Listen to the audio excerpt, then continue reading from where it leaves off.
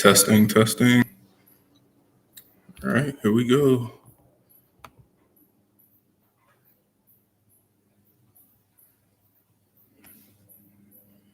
We are live. We're just going to wait for more people to come in.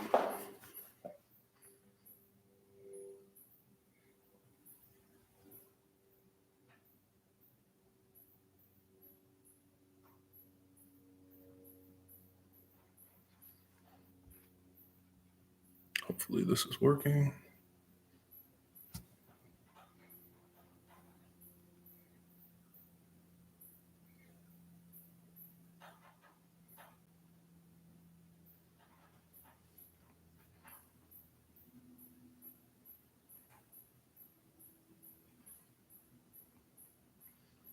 What's up, guys? Right now, we're just waiting for more people to join.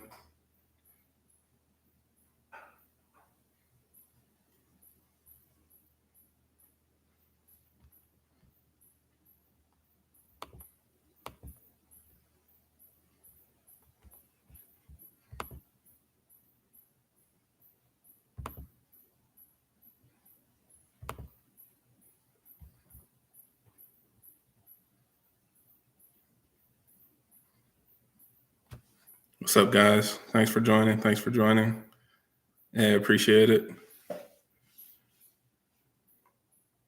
Yeah, we're just going to celebrate today, man, because it kind of came out of nowhere.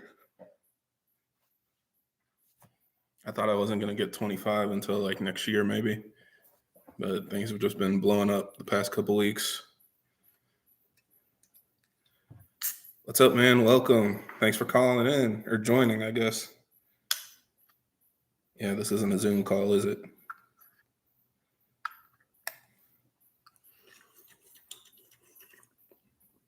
Yeah, long weekend for everybody in the U.S. at least.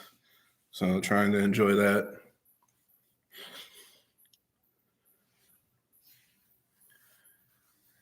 Thank you. You guys are rolling in quick. Appreciate everybody jumping on. Yeah, I mean, I guess we can kick it off. So we're just doing this to celebrate hitting 25,000 subs. So thank you guys all. I really do appreciate it. One of the recent videos kind of went semi-viral, at least my version of viral. The video about the Gen 3 reliability. I got to remember that people that don't subscribe to me aren't the only ones that watch my videos, because I think that's a big reason why it blew up. It started getting shared out to people that don't watch my channel, don't keep up with B58 stuff, and it turned into a BMW reliability, like BMWs suck. So if you guys check the comment section over there, everybody's just saying about how BMWs suck, nothing's new. Nobody had any reference or like thoughts behind the B58. So yeah, that one it went crazy. It got, I think, 70,000 views last month, which I've never had a video get that many views that quickly. So yeah, it seems like the algorithm liked that one because it created a lot of arguments and stuff. But either way, appreciate everybody that did join, has found me over time. And we're just going to keep making videos. I'm still testing stuff. The 340, we're getting ready to go to another track day soon. I've got some more upgrades going on the car. So you guys will see videos coming out about the different parts that I'm trying. I'm trying to continue giving, open and honest reviews. We're getting more people kind of supporting the builds, but I'm not going to be sponsored to the point where I can't give like an honest feedback about parts. So we'll just keep doing that as things go on. And yeah, so keep an eye out for the videos. We're going to be testing some brake upgrades. We're going to be testing more intercooler stuff. Of course, doing more track time with the upgraded turbo. So we'll be testing that out as well. I've got Street Car Takeover in 2 weeks. So we'll be lining up with some cars, getting some roll racing in. So I'll be posting some racing content. But pretty much, yeah, it's the end of the season. So I'm going to try to get as much in as I can before it gets cold and things die down. But let me know if there's anything specifically that you guys want to see, and I'll try to make it happen. Obviously I can't do everything, but if it's within my wheelhouse, I'll give it a shot. And thanks for everybody for being patient. I know I've been trying to help you guys out. We're already getting a bunch of questions in here, so I'll try to answer and help everybody. But if you've been DMing me on Instagram, thanks for your patience. If you need immediate help, join the Patreon, join my Discord. We're active over there. Otherwise, please just be patient. It might take a week or so for me to respond to DMs. I get flooded a lot. But yeah, we're here live now, so let's answer some questions. What do you guys got going on? Let's see. So first one at the top is Gen 2 B58 worth going through Femto to unlock it. So I probably should make like an updated video on that because I made a bunch of different videos as unlocking progressed and like the different options that we had available. But my current position is if you're getting a custom tune on your car and you want the ability to upgrade and grow into it with different mods, then a Femto clone is the best option. Getting your DME cloned allows you to flash it, update it, tune it, just like a car that doesn't need a Femto unlock. So all you need to do is get an extra DME. I don't know if you guys got the secret or whatever, but the way to get a DME from BMW is to get a VIN from a B58 or S58 car before the cutoff, and you can order it directly from BMW. They'll give you an unlocked DME or a DME that just needs a bench unlock. So you don't need to find like a wrecked car or anything like that. If you give them the VIN for a car that's before the unlock cutoff, they are still making and shipping new DMEs that can be cloned and unlocked and bench unlocked. So do that, get your DME, clone it, and then you'll never have to worry about it again. You'll just be able to upgrade as new flex fuel options, reflex options, all that stuff comes out. You can do it. The downside with Femto unlock, if you're not just trying to run like an off-the-shelf map and just run like a stage 1 tune, it's like every time you want to change something or take advantage of a new feature, you got to send it back. And I'd probably bet after doing that twice, it's not even going to be cost effective anymore. So I'd just spend the money up front, get the extra DME, get it cloned, and then you never have to think about it. That's my recommendation. But again, if you just like, I just want a stage 1 tune, I just want a little more boost or whatever, I want to flash MHD stage 1, boot mode stage 1, whatever, then yeah, Femto unlock is fine.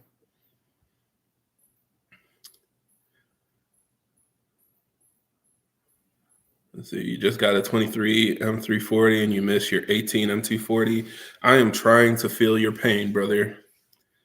I'm trying to have those problems. I would love to have an M340 right now.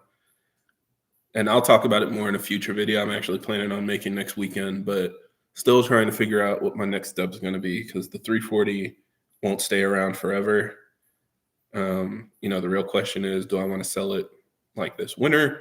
Do I want to keep it for another year? Do I want to switch to something else and help grow the channel? I'll be talking about that in a future video, but I would love to have your problem. I would love to be annoyed with a G series right now.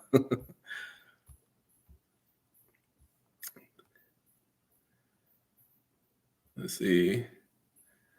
Yeah, you sold your N54. Good idea. But you need a B58 S58. Absolutely. Get back in the game, man. Oh, yeah. I appreciate it about the car. Yeah. So right now, I mean, it's still damaged, but thankfully it's not messed up. And I didn't think about it when I was making the video because obviously it's basically a video of me just complaining and talking about the situation. And it's like, duh, I didn't even show you guys the damage or what happened. But really on the side, it's just like scraped up on the quarter panel. That's really the only damage. And I think there's a scrape like on the mirror. So it's not like dented in. It didn't push in the car and like screw up the wheels and the suspension and stuff like that, thankfully. It seemed like maybe his tire was poking out of his car a little bit. And so that like rubbed and just rolled across the quarter panel. And so it like scuffed it up on the side. So I think it should be a relatively simple repair. Just get it repainted. But I haven't dug into it because like I said, I have events coming up and stuff. So I don't really want to drop off the car for 3 weeks or however long it takes in the middle of the season. But probably in like October, mid to end October, I'll get it all sorted to get it repaired. Do I ever plan on a motor build? I'll put it this way. If I had somebody sponsor me for a motor build and put it together for me where it was like a really good deal or whatever the discount would be, I would consider it. Right now, I'm not, because it's just not cost effective. It's not something that I want to do, especially because when you build a motor, you add so many variables to it. And I've seen people have issues with built motors.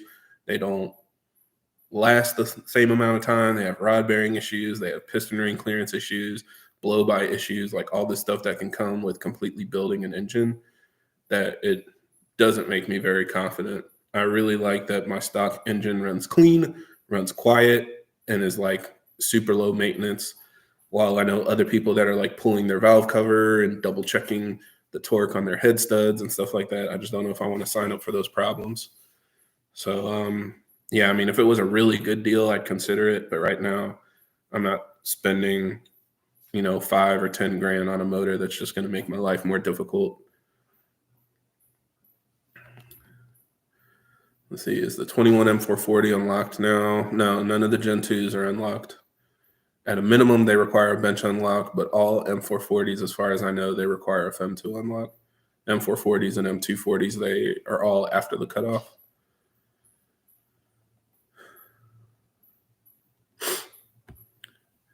I should do a T51R mod on the 340.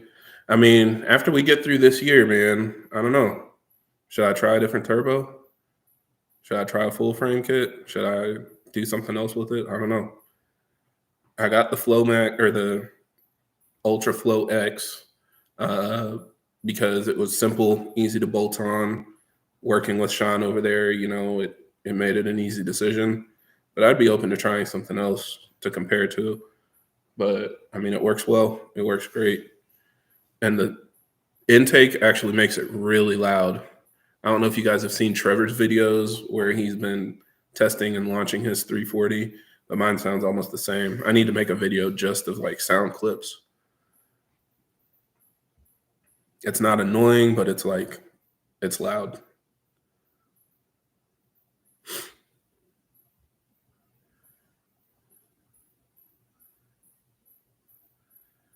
Let's see, I have O2 sensor and NOx sensor faults. Could it be the wiring harness instead of the sensors themselves? It could be. It kind of depends on your situation. A lot of times if you have multiple sensors and they're all showing like short circuit or whatever, short to ground, usually it means that something's unplugged. So you either got like a wire damaged or something disconnected. If you did any work where you like unplugged a DME or unplugged like a main body harness, just double check your connections, make sure they're all seated.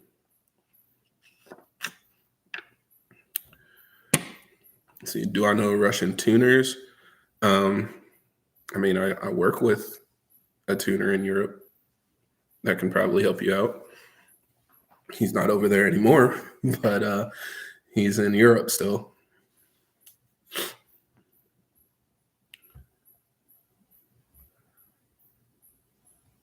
Let's see. Sorry, trying to scroll through all the comments. Yeah, Eric, if you come down here, we can build the motor in my backyard, just like the good old days.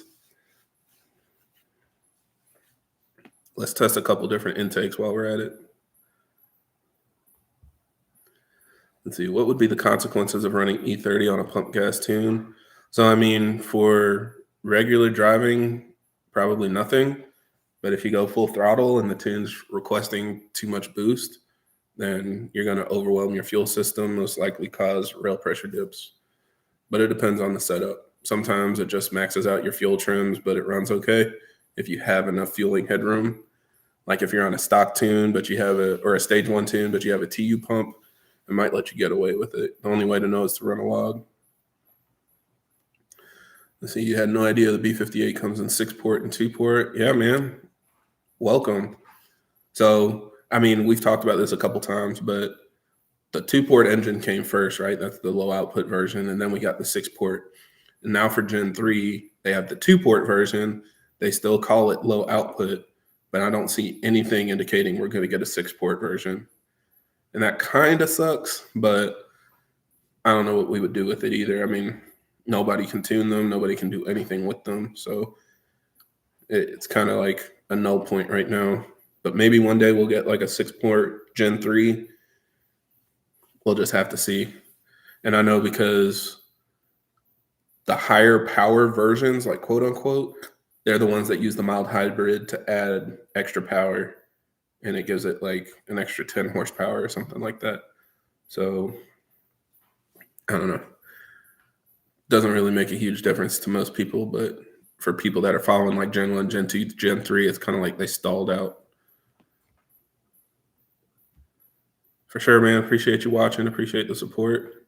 More videos coming soon.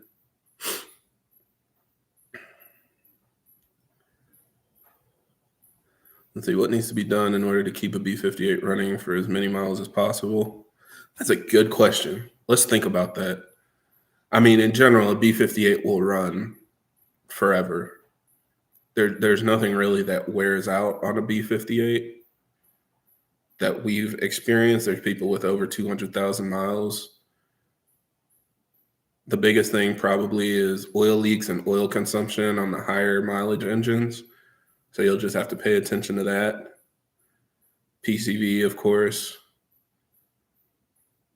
and just keep up with maintenance. I don't know. I can't really think of anything specific because lately I keep having people ask me about rod bearings and stuff. And I think it's because a lot of you guys are buying like higher and higher mileage B58s. And so people are just telling you when it hits 100,000 miles, you need to do rod bearings, you need to do injectors, you need to do this and that. And I don't really see that being an issue. I don't know. Generally, they run fine. Just keep up with maintenance, replace anything that breaks or leaks, and keep driving the car. Let's see, what do I think about the new Dynamic AutoWorks turbos? I think they're good. Like everything, they have a limit, and I think the only thing that I'm trying to help people with is gauging their expectation on what it can do. But it's an extremely capable turbo. It's an extremely good value. Mine's been working pretty well. I had that issue at the track last year or earlier this year, and we'll see when I get back to the track. Hopefully everything goes smoothly, but otherwise, like street tuning and stuff, it's been great. It's been consistent. Runs a good amount of boost, so no issues on my end, or none other than the track day stuff. But we got that fixed. Let's see, my B58 Gen 1 with damaged cylinder, new engine necessary. Yeah, I guess it just depends, man. And I know a lot of people have issues with damaged cylinder walls. I don't think we have a good grasp of what's going on there because there was like this immediate assumption for a long time that everything was an injector failure. I don't really believe that. I don't know. You can't just assume it's an injector failure because you've got scored cylinder walls. Something else is going on, in my opinion. But it is what it is. I've already shared my piece about injectors and stuff. I think it's kind of blown out of proportion.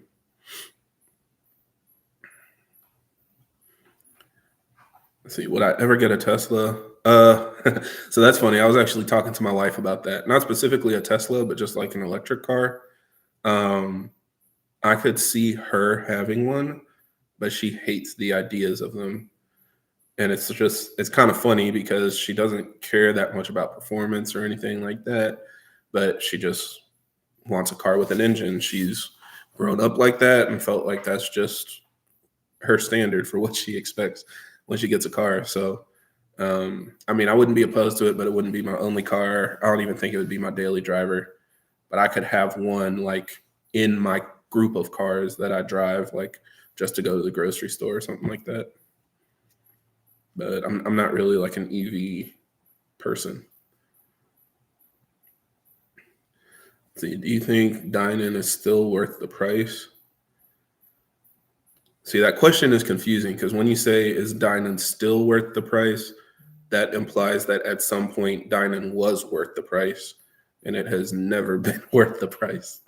In my humble outside opinion, I've never seen that. Hey, man. Oh, thank you, dude. I appreciate that. Thanks for the comment, man. Let me see. I've used your channel for research, got XHP and JB4. XHP is great. JB4 is okay. Yeah, I definitely understand. The thing about it is JB4 is just really limiting, you know? And it's I don't even know like a good way to explain it. It's like if you're locked out of your house and the only way to get in is to do like some crazy combination of like password and showing your eye into like a scanner and all of this stuff. It's like you'd much rather just have a key that just opens the door. But for now, since we don't have that, we'll go through all these hoops and stuff just to get inside. Like that's basically what JB4 is. It's like it's a breakthrough to get you past a wall that we can't get around otherwise, but it's going to be super limited. And it's really weird too because I remember when it came out for Gen 1 back in whatever it was, 2016. People loved it, man, and people were going crazy about it. They were getting cars over 400 wheel horsepower with the stock fuel system and all this stuff, and they were like losing their minds. And then as soon as Flash Tunes came out, people were like, "This is trash." And that's how it is with like everything. As soon as we get like a new upgrade, TU Pump is amazing. Oh wait, Dorch Stage 2 comes out, TU Pump is trash. Dorch Stage 4 comes out, oh, Dorch Stage 2 is trash. Dorch Stage Plaid comes out, oh, Dorch Stage 4 is trash. No matter what, it's always going to be a problem. But, I mean, it is what it is. You can't really log with it well. You can't really control how the engine's running very well. But it's a good workaround when everything else is extremely expensive or just not even available. But yeah, man, hopefully you're enjoying it. I know some of you guys have sent me JB4 logs too, asking me to review. So if you ever need help, feel free to reach out. I'll see what I can do.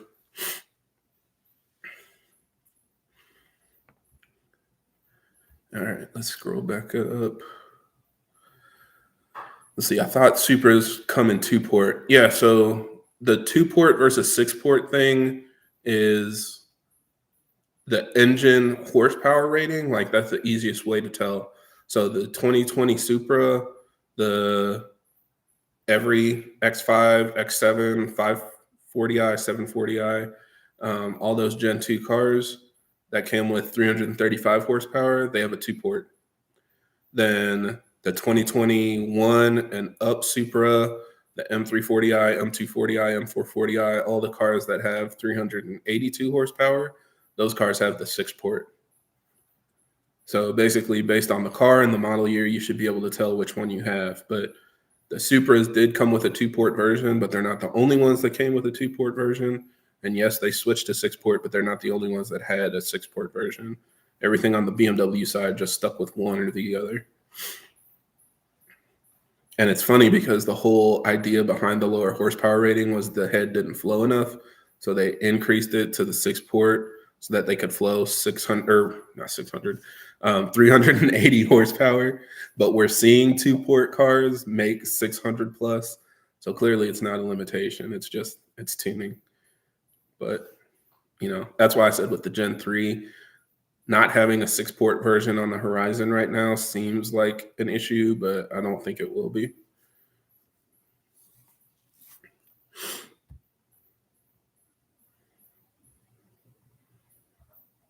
See, do I have any other hobbies? No, I really don't.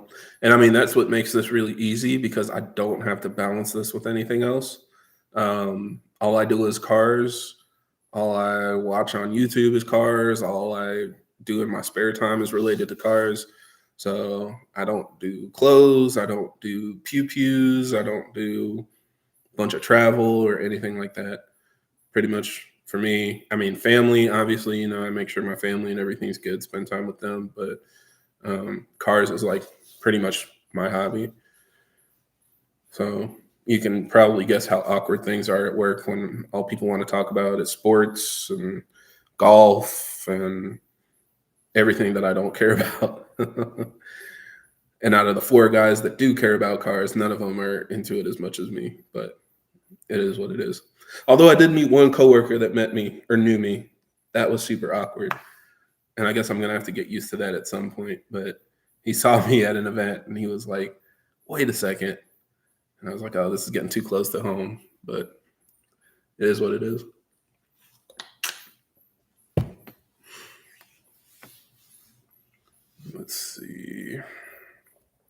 Sorry, guys. I'm going to try to keep up with all the questions. See, is there any benefit to upgrading the low pressure fuel pump with stock Gen 2 injectors and a TU pump? So I'm assuming you mean you're on a Gen 2. You've just got a stock fuel system. And in that case, you're not going to overwhelm the low pressure fuel pump. Your injectors will go first. Well, no, I guess your TU pump will go first, then your injectors. Then you're going to need an upgraded port injection or something before you need a low pressure fuel pump.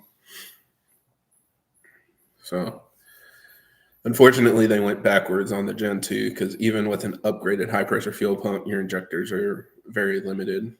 So that's why most people just go with port.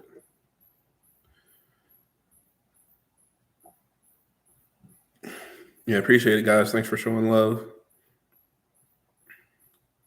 Let's see, is it worth getting the Pure 800 Turbo for my Gen 1 when I only have access to pump gas? Yeah. So I made a video on that actually because I have my car tuned on pump gas. I mean, it's on flex fuel, so I can run anything, but a part of the tuning and testing that I did was on pump gas. So a pump gas tune on our cars typically makes around 400 to 420 horsepower. And with an upgraded turbo, I was able to get 470. I've seen people make 500, even upwards almost 550. So it depends on your fuel quality. My fuel quality isn't the best, as is the same for most people. Pump gas is pump gas. But, it's a low boost tune that I use primarily for track duty. So even at 20 PSI, it's making more power than the stock turbo made on pump gas. And most people, what I say is if you don't have ethanol, but you want kind of the power and performance that people get with a stock turbo on an ethanol mix, then upgrade your turbo and it'll put you right around there. So don't worry about what other people are doing. Like, oh, my stock turbo is able to make so much more power. Your upgraded turbo must be a waste of money. Well, not everybody wants to run ethanol. Not everybody wants to run methanol. And if you put a bigger turbo on your car, it will make more power. So maybe I'll say it this way. If you want to make more power, yes, it's worth it.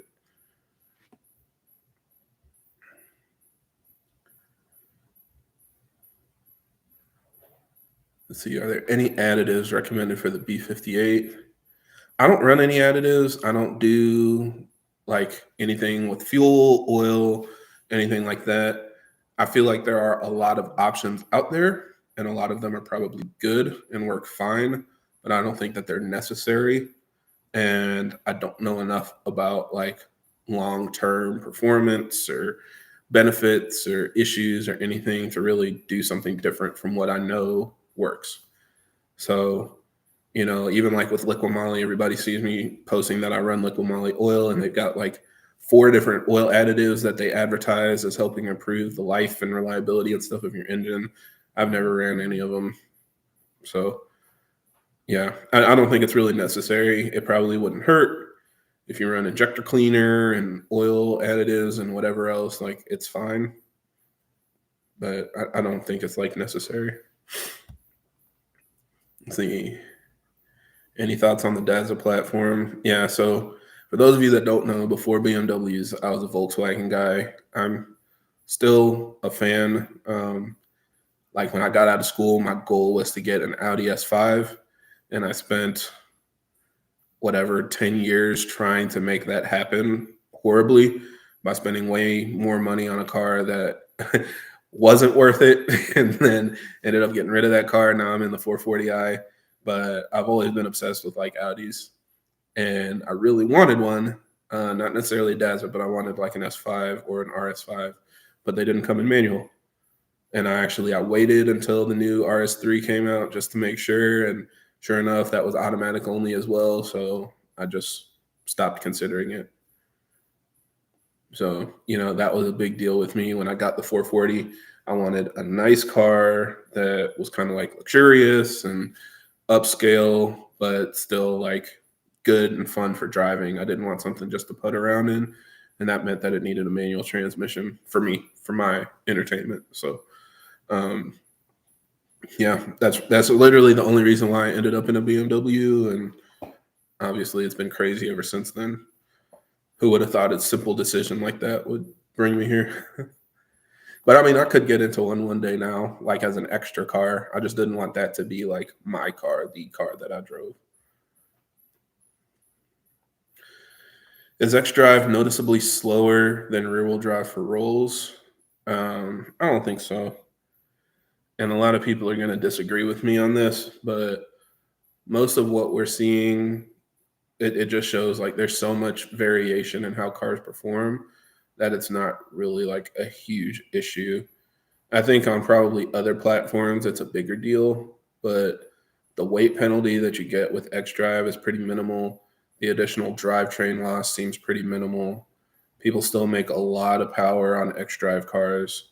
So, yeah, our cars run very efficient, and people underestimate some of the things like zero W20 oil and lubricated rod bearings and coated cylinder walls. Like all of those things reduce drivetrain losses. Those are all good. However, you feel about the reliability or whatever, that's one opinion. But from a performance standpoint, that makes more power that your engine is making make it to your wheels. And I think that our cars are very efficient in the drivetrain. There's just not a huge loss associated with X drive versus rear wheel drive. And that's why all the fast cars are X drive cars. But that's just my personal opinion. I think the driving dynamics in a rear wheel drive car is much better. But just for wheel horsepower, I mean, it's maybe like a couple percent. It's not like you're losing 50 horsepower because your car is X drive. I'm just dumb. I just keep getting rear wheel drive cars because that's what I decided I like. Let's see, yeah, I used to have a Golf R with stage 2 APR. Oh man. So yeah, I mean, if you look way back in my videos, you'll see I had a Mark V GLI. It was an upgraded turbo. It had a GTX 30 with a CTS turbo kit, had a built engine, upgraded clutch. It was still front wheel drive, but basically everything that I could do to it. Blew a bunch of money on it. And the funny thing is, the 340i, when I took it to the track completely stock, it was like less than a second slower. And that's like, I mean, that's something that I kind of knew for a long time, that I wasted a lot of money on that car if performance was my goal. But I couldn't stop. It was like a really bad habit. I was making good money at the time, had a lot of disposable income, and all I was thinking about was making it faster and not, does this make sense? So by the time I got rid of it, the car was stripped out. It had like carbon hood, carbon trunk, carbon wing, stripped out interior with like a roll bar and stuff. I did a couple track days, ended up damaging the engine from a misshift, rebuilt it, but it was just never the same. And I got rid of it. So yeah, I've been there. Volkswagen was my starting point to get me here. Let's see. Am I satisfied with the BMW M Performance Limited Slip, or do I miss more locking? So I guess I can't really say I miss more locking because I haven't had a more aggressive differential. I think the LSD does exactly what it's advertised to do. It gives you more grip. And when you're coming out of turns, you can get on the throttle quicker. I don't really have a lot of traction issues. And when I do, it's manageable. It's pretty much doing exactly what it's supposed to do. The only thing I think I commented on is it doesn't give me that sensation of being like whipped around a corner. And I guess going back to my Jetta, I had a wave track differential in that car, and I feel like it gave me more of that sensation, especially when I figured out the balance and how to trail brake and stuff like that. When I was at the track, there were a lot of turns where it literally made your heart feel like it was like pulling out of your chest from the G's of going around a turn. And I don't really feel that in the 340. I think a lot of it is because of the weight, and maybe some of it is because it doesn't lock up as much. But when I did the subframe bushings, it definitely helped bring back some of that sensation. So I'm excited to see at the track if it gives me more of that. At least on the street, it feels a lot more active. So that's my opinion. I think if you really want that sensation with an LSD, tightening up the rear end, getting rid of the slop and the bushings will give you probably more of that. But from a performance standpoint, absolutely, it did what I wanted it to do. I appreciate it, man. Yeah, thanks for sending that. I mean, I'm glad to help. I can't even read your name, but thank you. I really do appreciate it.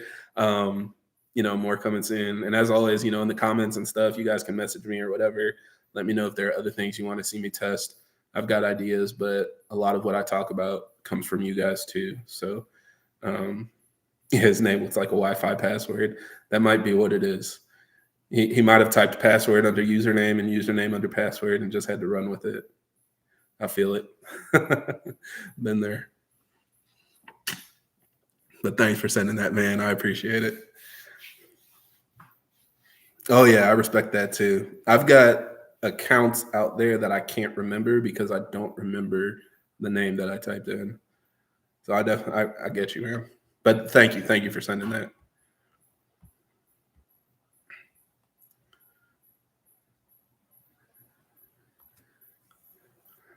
Let's see. What recommendations do you have for rear-wheel drive B58 vehicles to better put down the power besides tires? It's like saying, what does this cake need besides icing? Like that's what it needs. It needs tires, and tires are always going to be the limiting factor. It really depends on your style of driving. If you plan on drag racing and stuff, there's a reason why you see these guys spending 20 minutes spraying Coca-Cola and mix on the ground to try to prep it and get the tires to stick, and it still lets loose as soon as they get past the prep. It's kind of a part of it. You need a sticky tire, a good prepped surface, hopefully flat, hopefully clean, and that's what it takes, unfortunately. So you can do other things to the rear end to tighten it up, but sometimes it actually makes traction worse, especially if you don't have a very grippy setup. Doing bushings and stuff or like control arms with solid bearings in the back will reduce wheel hop and stuff like that. But just for traction, I mean, tires, a good tire setup. Don't worry about how your wheels look. Get a high offset wheel. It doesn't need to be super concave and stylish or whatever. Get a high offset wheel so you can run a lot of tire and a tall tire, and that will give you the best opportunity to hook. But I don't have a lot of issues personally, and I still run all season tires on the 340 daily. I don't drag race. I don't launch the car, but for highway pulls, like it's very manageable. You guys have seen my draggy video. I'm doing a 6-second 60 to 130, doing a pull in fourth gear and full boost. It just leaves. So I don't know. I don't understand these people that are like, oh, I'm spinning through sixth gear and 110 miles an hour. I can't hook up. I don't really get it. I've never had those problems. Let's see. How much boost does the stock turbo on the stock map on a B58 TU make? My sports display used to show 20 PSI, but now it shows 15.8. It seemed to change after a new intake. So I honestly don't think I know the answer to that question. I've never looked. I don't think I've seen a data log from a stock tune on a TU engine. But what I will say is boost will vary. That is normal. I haven't seen it vary 5 PSI, but it will vary usually because of ambient conditions. So when it's cooler outside, you'll run less boost. And when it's hotter, your car will make more boost. And that's because when it's hotter, you can't run as much timing. So it'll run more boost to compensate and give you the same amount of power. And everything is kind of load and torque based on the stock tune. So it's not really just targeting a specific amount of boost pressure and timing. It's trying to combine those two to give you consistent power, regardless of, the scenario, how hot it is, your fuel quality, and things like that. So yeah, I know on Gen 1, my stock tune was very low. It was like between 9 and 11 PSI. But my car is only rated for 320 horsepower, so it very well could be higher on TU. Let's see, when will 21 B58s get unlocked? Listen, if I knew that, you guys would not see me here. I would be on a beach somewhere, raking in millions of dollars, unlocking B58s if I knew when they were going to be unlocked. because I mean, there's a crazy bounty on that, man. Everybody wants to do it. It's not like, oh, nobody's trying. So I don't know. And I've said this on like multiple streams and videos and stuff like that. At this point, I genuinely don't know. It is taking way longer than even I thought it would. I thought we were much closer when Fem2 came out with their unlock and started coming out with new options and stuff like that. But there's just been no traction since then. So I'm disappointed because I plan on getting a TU at some point. And if that's the bullet I have to bite, so be it. It is what it is. Let's see, is there any harm being done to any components if you have OTS burbles on? I wouldn't worry about it. Not enough to matter. Everything on your car is wearing down, right? So it's really not like, oh, is driving my car wearing down my tires? It's like, is this a problem that's going to make it blow up prematurely or something? No. But I mean, it's putting wear on the components, just like the OEM tune does. The OEM tune has burbles in certain modes. Like, it's fine.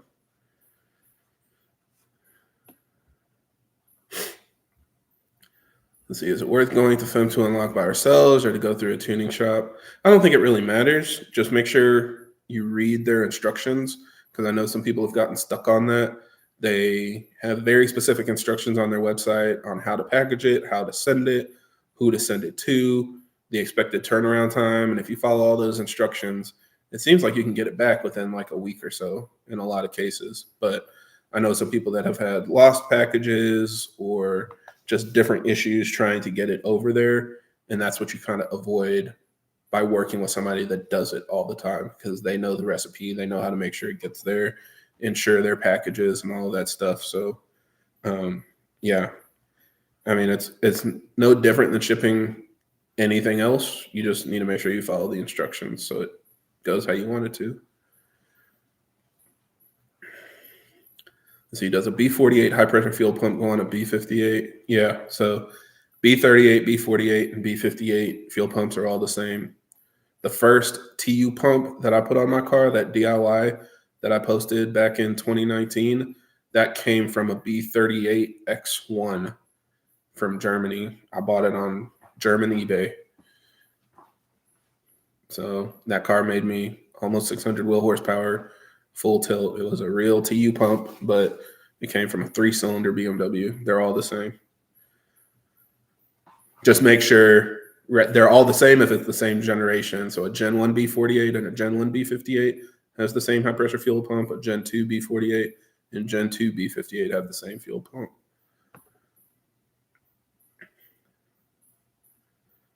Let's see, what turbo do I recommend for a 540i if I want to stay on pump gas? Any turbo works, man. For real. I mean, this is one of those things that's going to become like the next oil debate, like what turbo is best. There are so many that work. I think the main concern is, working with a company that's trusted, that has good customer support. If you have issues, preferably something that your tuner is comfortable with tuning, not something that they're testing or figuring out. If it's a hybrid turbo with an internal wastegate, it's kind of hard to screw it up. So figure out how much power you want to make. Find a turbo that's going for a good deal. We've got Black Friday coming up in a few months, so start saving your pennies and just go with one that will work.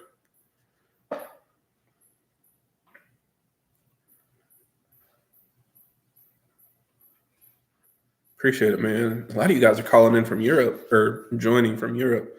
I appreciate the support.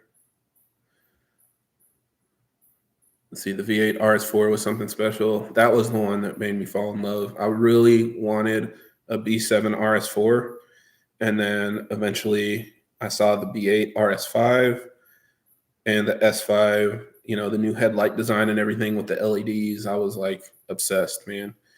And I started saving for it. I figured like if I saved a certain amount, I could make a down payment and then I could make the monthly payments. But the car I had at the time died like 6 months after I got out of school. So I didn't get to save like anything. And that's when I got into the Jetta, and it was supposed to just hold me over. And then like an idiot, I went full send with it. But yeah, the RS4, if it wasn't for like the carbon issues and all the other issues those TFSI motors had, I would probably still be trying to get one.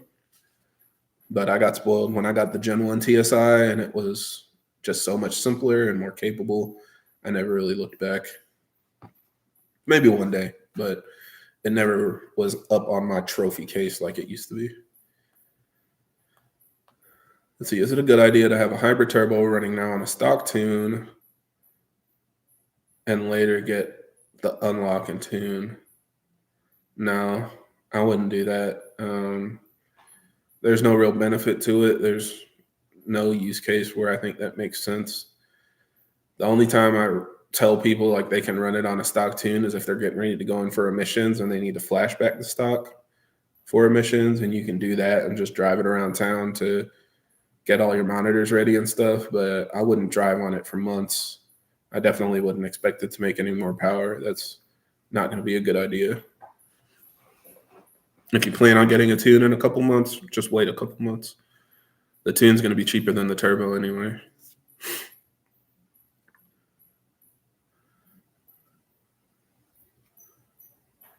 Let's see, will you ever consider an S58 G87 M2 manual? If one fell in my lap, I would drive it. Absolutely. Will I pay for it right now? No. Daddy Kern doesn't have that kind of money. But like I said, I'm still trying to scope out what I'm going to do next, because eventually the 340 is going to be gone, and there's got to be something to take its place for the channel. So we'll see. So do I use a turbo blanket on my turbo? So on the 440, there's a turbo blanket on the EFR turbo. On the 340, I do not have a turbo blanket, but I do have a heat shield. And the goal there is just to keep as much heat away from the other components as possible. Kind of like I talked about a couple weeks ago, I replaced my coil pack, or maybe like a week ago. I had to replace the coil pack on my 440, and I think a lot of that's due to the turbo being right next to it, basically, and causing it to fail prematurely. So personally, I think that the turbo blanket is good. And I don't have a turbo blanket on there anymore. I removed the fabric turbo blanket for an Inconel heat shield. So I basically have a heat shield on it now that is perfectly fit to it. I made a video about it probably over a year ago. But just for reliability's sake, I think it's worth it.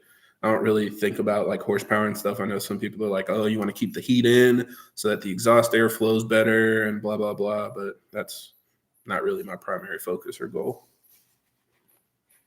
And sorry, it's like 100 degrees in here. So I'm going to be sweating a little bit.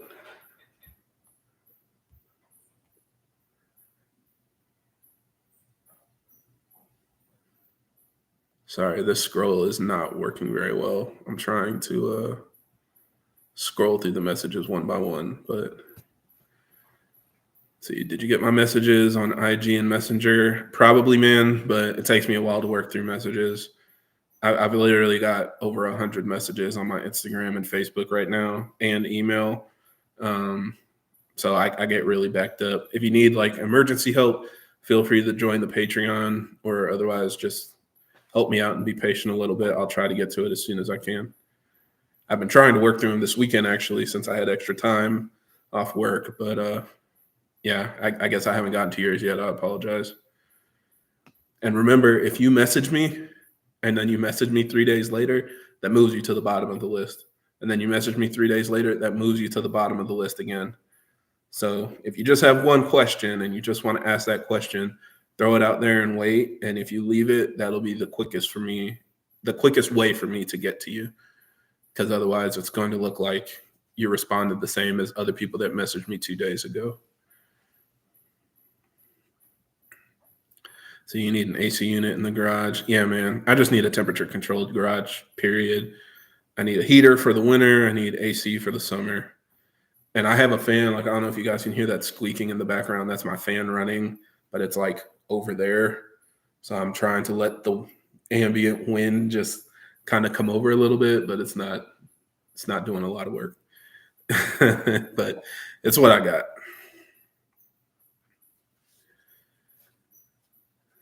Let's see, the In-Performance LSD also has partial lockup on deceleration, which none of the helical ones do. It's beneficial on track. Yeah, and I mean, I don't know if I feel that either. Like I said, it just works. I mean, so what I did on my last track day, I went from stock on my first track day to the LSD, sway bars, and camber plates on my second track day.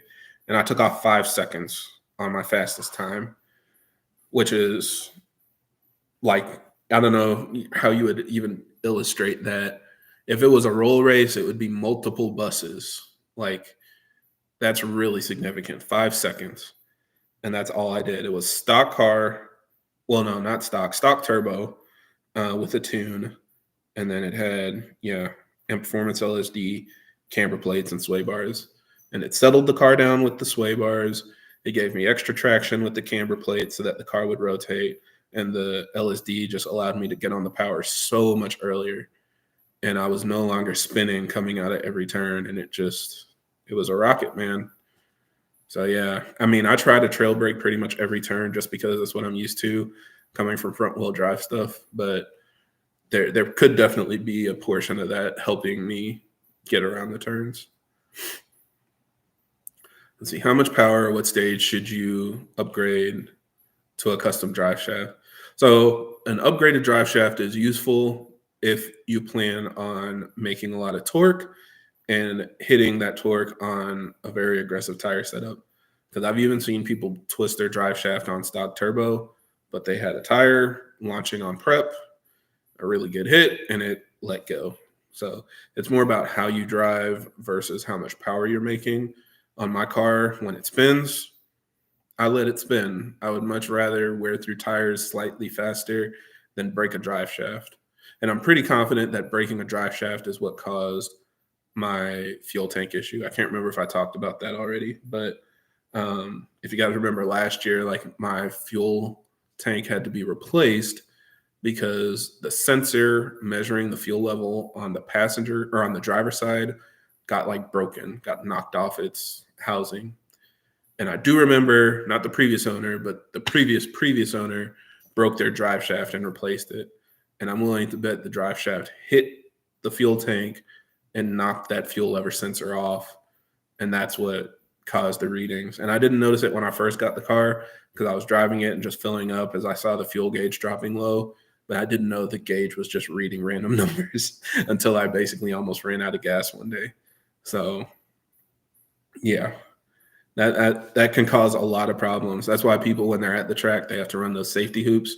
So if your drive shaft lets go, it hits the metal hoop, protecting it from damaging the fuel tank and leaking fuel everywhere. So, yeah, it's more about how you drive. If you plan on launching on sticky surfaces, I even just had a guy maybe a week or two ago. He used anti-lag and broke his drive shaft on a big turbo because it was making a lot of torque and it just hooked.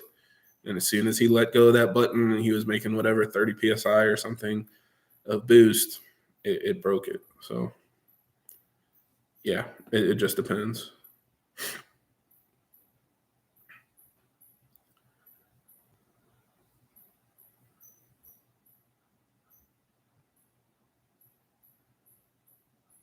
Let's see, my top 3 motors of all time.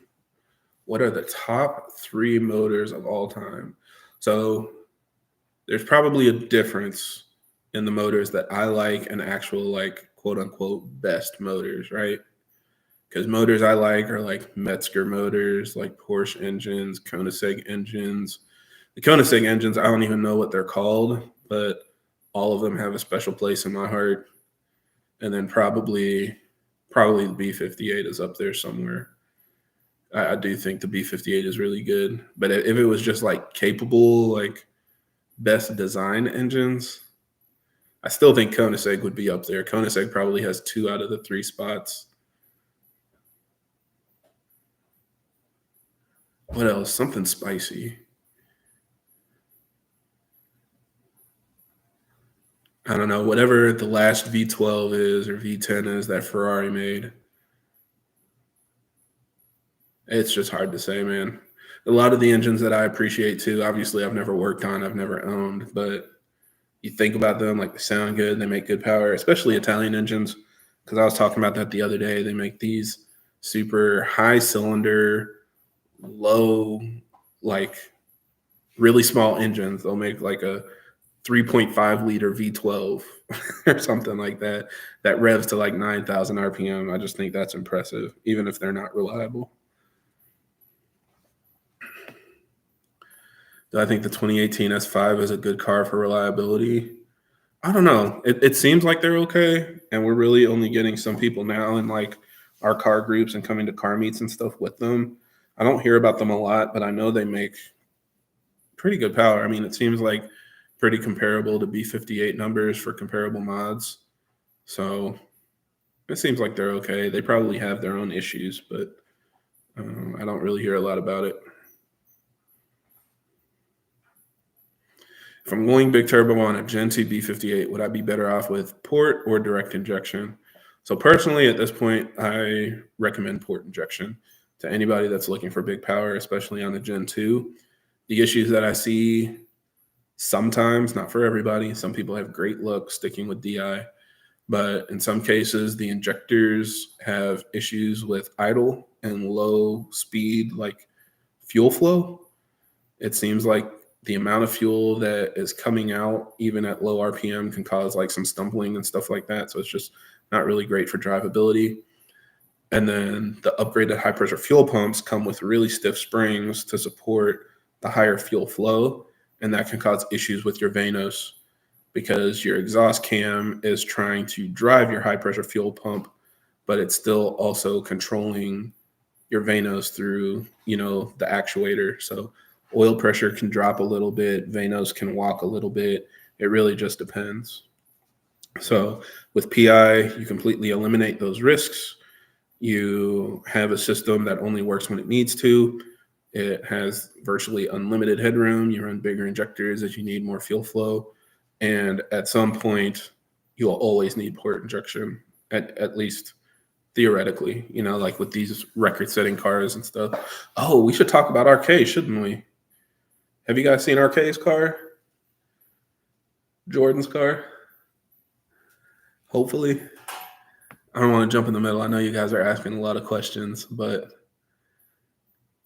it's one of those things because I have been talking to Jordan about his car since last year. And it was really funny because when he was first putting it together, all he said was, I'm going to break the internet. I need something that goes viral. Like, that's when he was kind of getting more into content creation. I don't know if you guys remember when he was posting YouTube videos like really regularly. And he's like, I'm going to take this G80 and I'm going to go viral and I'm going to break the internet with it. And he was like, I want to upgrade the turbos, but I want to do twin full frames. Oh, I'm going to have to cut out the hood. Okay, I'll have it sticking out the hood. And it's like just watching it progress and become this insane build that it is today. It's been nuts. But obviously it works really well. I was really surprised at how fast it was out of the gate. But he's been tuning that car for probably 4 or 5 months. I think even since like TX2K, he's been tuning that car. I'm trying to remember the first show that he brought it to, because that was earlier this year, probably around TX2K, around March or something like that. And he trailered it to a show. But then after that, as soon as he got it back, he was like finishing it up in a couple of weeks and tuning it. That car probably has no less than like 300 dyno hits on it, because he's just been tuning it, dialing it in, making more power, making more boost, finding the limiters, pushing it farther. But yeah, and I mean, it probably has more in it because he braked a little bit on it. Not a whole lot, but that run probably could have been a little bit faster. And that was his second drag race, or his second quarter mile run. And he ran a 7.8. So yeah, I think his energy is kind of like mine. Like if I were to go drag race and make numbers, my opinion would be whatever it makes, it makes. This isn't my thing. If you guys are impressed, awesome. But I'm going to go back to doing what I enjoy. And that seems like the energy he's got, because he loves drifting. That's all he wants to do now. And he was like, he's going to make a drag race car just to show he can do it. And sure enough, it went nuts. But yeah, I probably won't make a video on it because I don't want to make a video about every single record that breaks, but it's definitely impressive. Let's see. I have a Gen 2 B58. I switched to 5W40 after going stage 2 MHD. Should I go back to 0W20? So, in my opinion, I run 0W30 in my car. I really enjoy it. I think it warms up quickly. It gives me adequate protection. That's what I run at the track. Thankfully, I haven't had any issues. I also ran 5W40. I haven't ran it at the track, but I did run 5W40 on the street. Had no issues. I also ran 0W20. I ran 0W20 in my 440i up until 2020. So the first like 3 years, I was up to making over 500 horsepower, something that last year. And with 0W20, I had no issues. So my opinion is there are a lot of different oils that work. If you already have something on the shelf readily available to you at your shop or whatever that you can use, that's fine. If there's something that you don't like about it, then switch. So for me, when I was running 5W40 and 5W30, I didn't like that it took so long to warm up because I had gotten very used to 0W20 warming up and staying at operating temperature very quickly, especially in the summer. It's hot outside and it's like I still feel like I've got to drive 5 minutes for the needle to start moving on my gauge. When I went to 0W30, it started warming up much more quickly. So that's why I make the decisions that I make. I wouldn't make like a blanket statement that it's the best, but I do feel like it's the best for me, and it's what I usually recommend people try. If you have 0W30 and maybe you're experiencing oil consumption or something like that, then definitely feel free to try 0W40 or 5W40, see if that makes it better. You just got to kind of react to what your car is doing in your situation. So, yeah, that's my recommendation. I'm not telling you that something's wrong with the oil you're running or you need to change immediately. But if there's something lacking in the oil that you're running or it's causing an issue, switch. Make a change, react to what your car is doing, get an oil analysis. If you're doing your own oil changes, send it out for analysis, make sure everything's good. But I think what we've come to learn is oil change intervals are much more important than the oil weight. Changing your oil frequently enough trumps picking any oil that you would choose. That's what's going to make your engine last longer.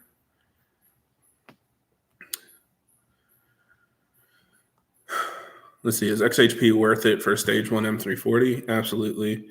XHP, I mean, their main claim to fame, of course, is lifting torque limiters that we have on our stock DME. And so if you're making a lot of torque, it's not going to let you. And I think on an M340, that happens even sooner than a regular 340. So I know for us, for sure, when we're running a TU pump and higher boost levels, you'll hit those limiters without XHP. So you could be literally like not making full power because you don't have XHP unlocking torque limiters in your trans, and you wouldn't even know it.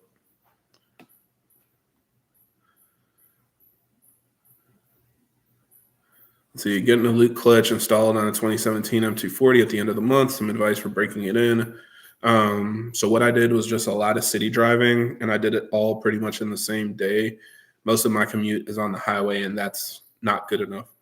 So on a weekend, I literally just drove around. Like if you've got a really popular, busy street that has a lot of stoplights, drive up and down that street for like an hour.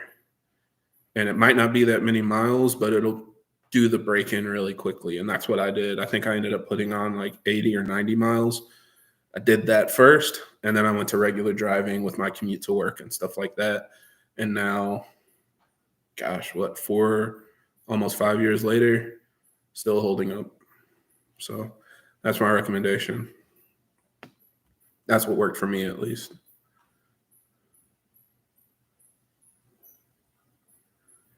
Let's see, do you know if there's a big difference getting a trans tune on a Stage 2 Plus Gen 1? Yes, hopefully I just answered that question too. Sorry, I think this like skipped a bunch of questions. I'm trying to scroll back.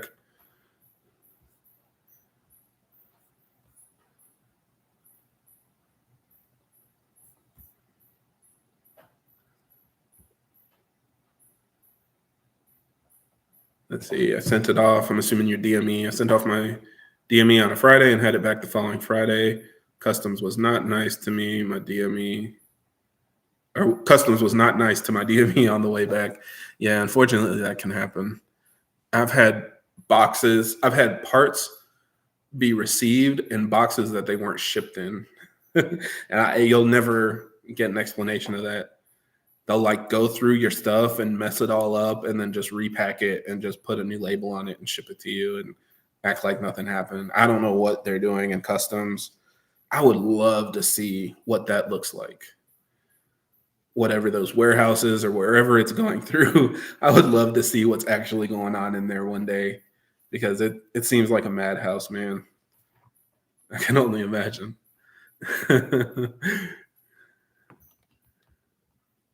Let's see, RS3 swapped Golf R, very tempting. Yeah, so we actually just had, I don't know why I'm saying we, but there's a guy in Louisville. I used to live in Louisville, and I keep up with a lot of the guys there that were in the Volkswagen community. And one of the guys there is building his Golf R and swapping it with an entire RS3 drivetrain. He said he thinks it'll be done at the end of this year. And I've seen some of them doing like tuning and coding on it to make all the electronics and stuff work. So it should be a pretty cool car. But again, it's just like the cost. If you want something that's cool and unique and that's just your thing, go for it. But I realized way too late that Volkswagen wasn't my thing.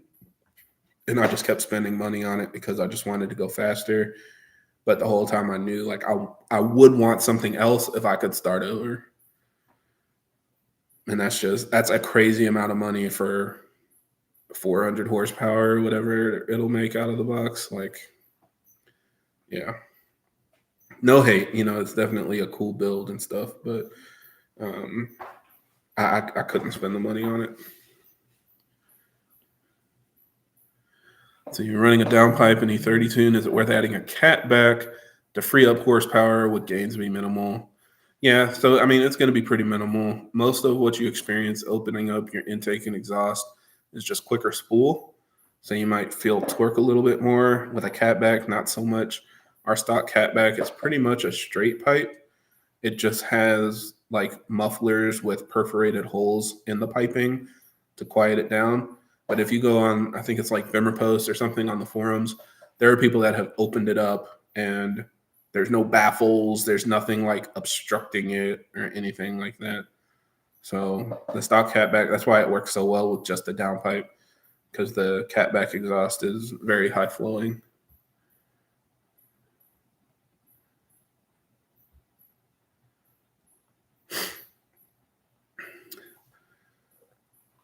Let's see. Oh, I appreciate it, Kaz.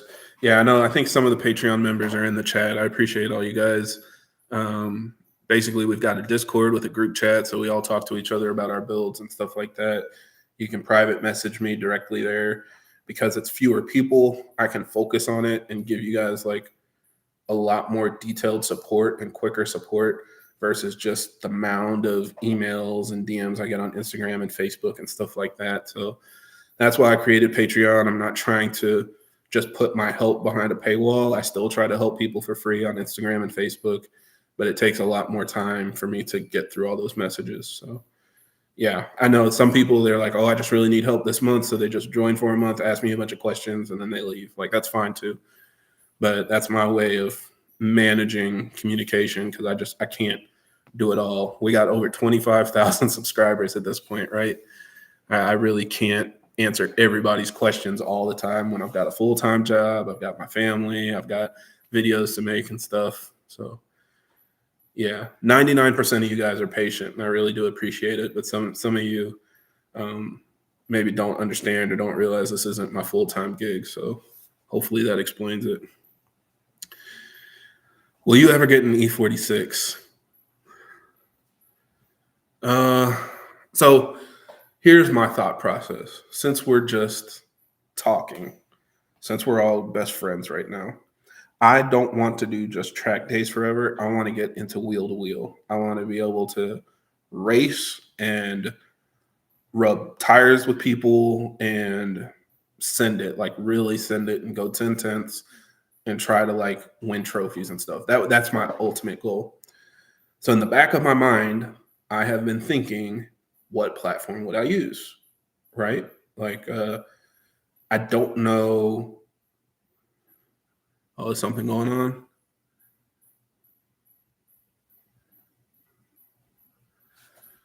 I think we're good. If something weird is going on, let me know. Yeah, when you say we need moderators, it makes me think like somebody spamming or something like that. But if we're good, we're good. Anyway, so yeah, if I got into wheel to wheel, I think an E36 would be an ideal platform. An E46 would not be as ideal to me because it's heavier and you're not going to be able to fit much more tire. The engine doesn't make that much more power. And the E36 has so much more aftermarket support, especially for like drifting and stuff like that. And when I think about it, drifting can very easily translate to grip racing. You can run different control arms, you can run different steering setups, you can run whatever you want. And so that's what I've been thinking about in the back of my mind. Like one day, if I could make that happen, how would it happen? And I think that would be pretty cool. I don't know if it would be like a B58 swap or whatever, but it's like if I got an E46 for like, or an E36 for just like a race car build, I think that would be awesome. I'd have a lot to learn. I was joking about it because I posted a picture from my track day earlier this year, and this guy was saying that, you know, E36s are awesome. And I was like, yeah, they're amazing. And I look over at the one that's racing next to us, and he's got like kitty litter all underneath his car because it's leaking oil all over the place. And he's got like rips in his seats and stuff. And it's like, that's the stuff I don't want to deal with. But I mean, it's the part of it working with an older car, right? Like, it's just one of those things where I think it would be cool, but it would be a huge learning curve and probably something it would take a while to get into. But, you know, maybe in a couple of years, like when I decide to really take that seriously and I have the time to take it seriously, there would probably be a jump there. Right now, I'm focused on modern BMWs that I would never want to put in that situation. There's no car that I would want to race in my sights right now. I'm looking mostly at street cars, so we'll see. When are you getting a Supra for the track? See, like this is what I'm talking about. And you guys are like, you're not even the evil guy on my shoulder. You're just standing in front of my place or in front of my face yelling at me, like, make bad decisions. And that's the stuff I think about. Because obviously, like Grid Life, if you guys watch Grid Life, Jackie Ding came out like crazy with his Supra. And now there's like 10 Supras in the lineup every event. Everybody's building race car Supras. And it's just like, it's not that I care about being a copycat, but I don't want to just jump into that mix and chase the exact same mods and stuff like that. I want a Supra, but do I really want to go and potentially flip a $40,000 or whatever car? You know, that's not something I want to think about. I'd much rather buy something more disposable, like a cheap E36 or something like that, build it, fix it, whatever it needs, and then just race it with absolutely no cares in the world. That's what I'm interested in. And that's what my Jetta ended up becoming, because when it was worthless and I had sunk so much money into it and I just stopped caring, I was doing like permanent mods to it. People were like, oh, you got like a bolt-in cage. No, it was welded in. Everything was like permanently fixed. And I was just like, I'm sending it with this car because I have it and it's not worth anything anymore. So what am I doing with my life? I'm going to build this piece of junk and make it as fast as possible. So yeah. And if you pay attention to like the actual GLTC races, those are some of the faster guys. They're like Corvettes, Hondas, like S2000s and Civics, and then like E36s. Those are basically like the fastest platforms. And the cool thing is you can get into racing cheap because they have those spec classes. I think they have a spec E46 class, but they also have one for like E36s, Miatas, Minis. I think they even have one for Honda Fits.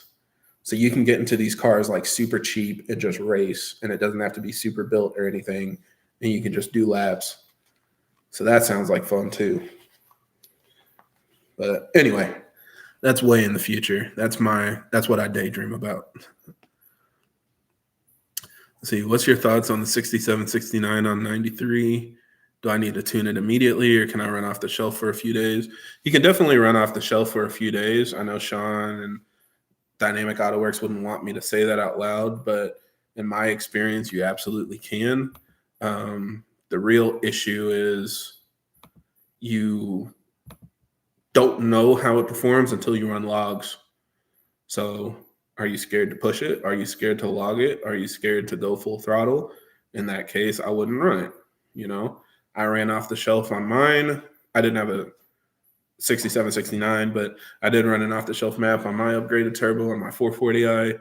Ran logs, ran draggies. It ran fine. It was faster than the stock turbo on the same off the shelf map. And then I got custom tuned like 2 weeks later. So for me, it was more about testing and proving a point. But I do a lot of stupid stuff to my car. You know, I installed the TU pump with no understanding of how it would perform, if it would run right on stock tune, if it would manage fuel pressure fine.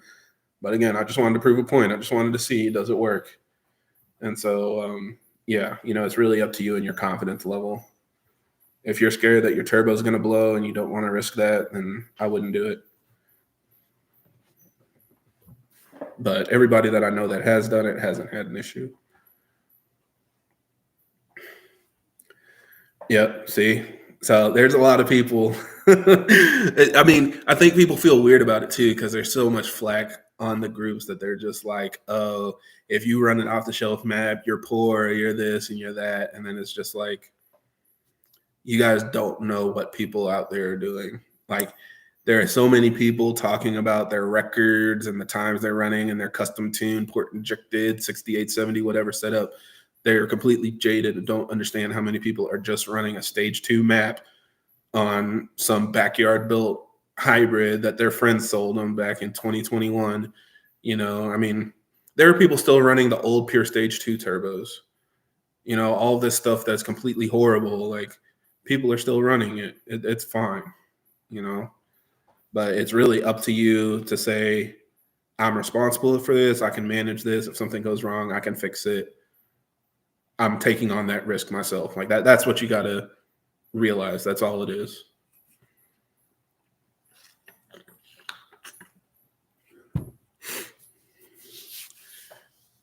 Let's see.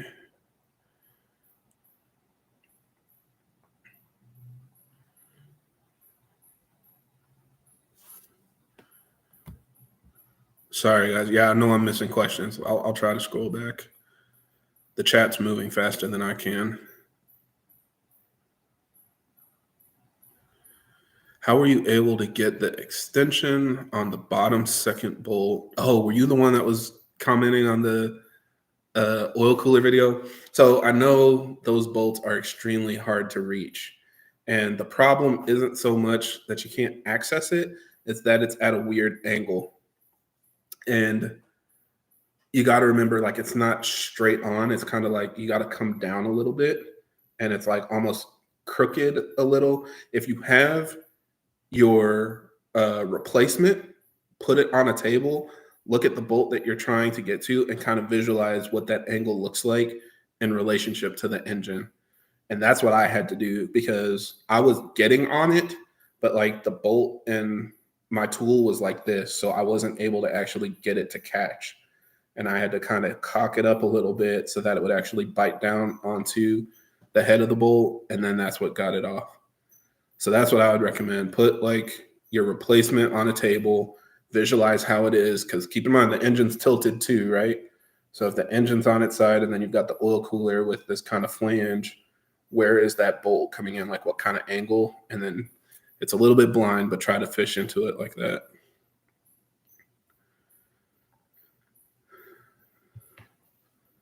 Let's see. Yeah, appreciate it, man. Thanks for joining. We're just celebrating 25K.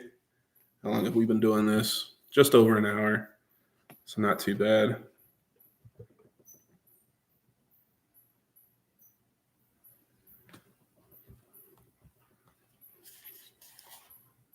Yeah, it's hot in here, man. Sorry. I'm about to put a Vargas GC Plus on my M240. I'm sorry to hear, not by choice, but the stock turbo started to whine after 800 miles. Are you sure it was the turbo? I would double check,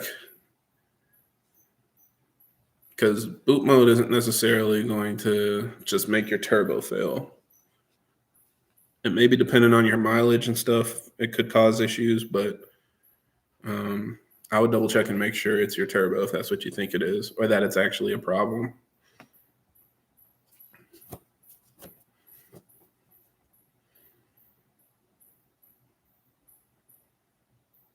Let's see. Is there a resource for changing the fluid on the 340 manual transmission? I found instructions for the 335. I'm not sure it's the same. It should be pretty much the same. I mean, all the trans are pretty much the same on our cars. You basically drain and then fill up through the fill hole until it's overflowing.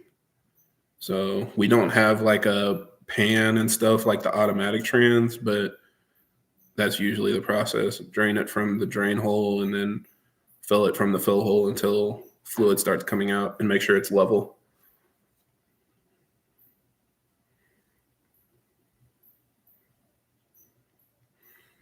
Let's see, I put a B48 high pressure fuel pump on my 540, and the tuner told me that it will not work on my engine. I don't know why it wouldn't work. Are you sure it's a TU pump? I mean, if it physically fit and installed like all the others, you could check the part number on the side as well. Make sure the Bosch part number is correct. But all TU engines, B38, 48, 58, have the same high pressure fuel pump. So there's no reason why it wouldn't work for anything. I mean, it works on the stock tune. It works on aftermarket tunes. You don't have to change any settings for it. It just flows more. Double check the number on the side. It should have like a Bosch number on it. And then in my video, I think I posted the number in the description. It's like 026 something something. I can't remember it, but that's usually the easiest way to tell. The Bosch high pressure fuel pump that's on our cars comes on a lot of cars. We were watching a video on whatever it is, the new McLaren Arturo or something like that, and they showed the engine and it has TU pumps on it. Like Bosch sells those pumps to anybody that has $50 or something. So they're on so many different engines now. There's nothing special about the B58 version, for sure. How do I avoid heat soaking with a hybrid turbo without spending $5K on an intake manifold?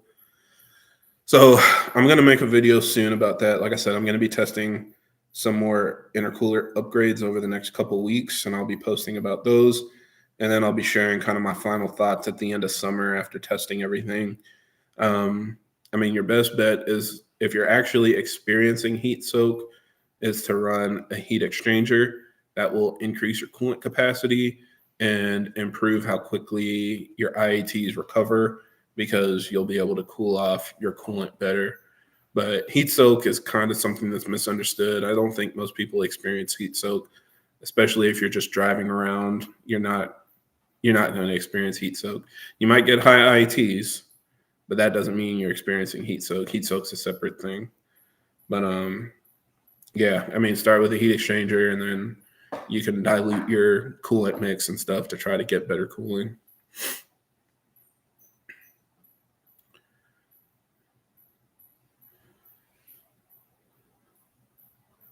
Let's see, what's the max the stock trans can hold with a 67, 69 turbo?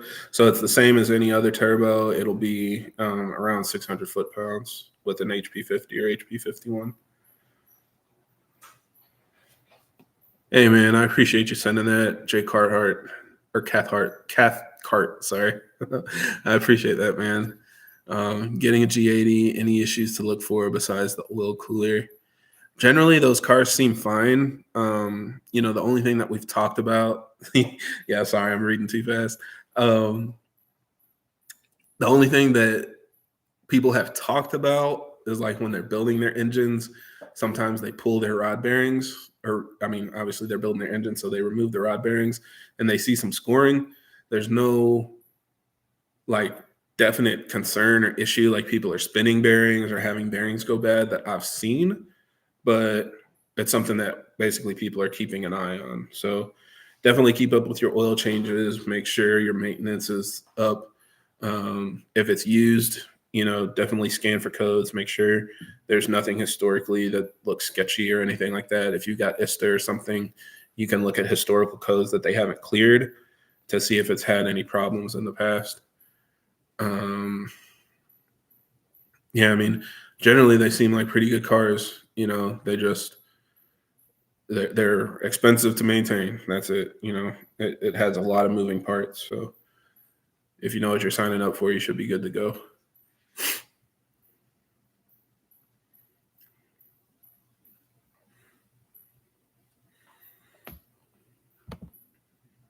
Yeah, absolutely, man. I appreciate it too. And if there's anything I can help you with, feel free to DM me offline. If you get it going and want to figure out tuning or whatever, I can help you out.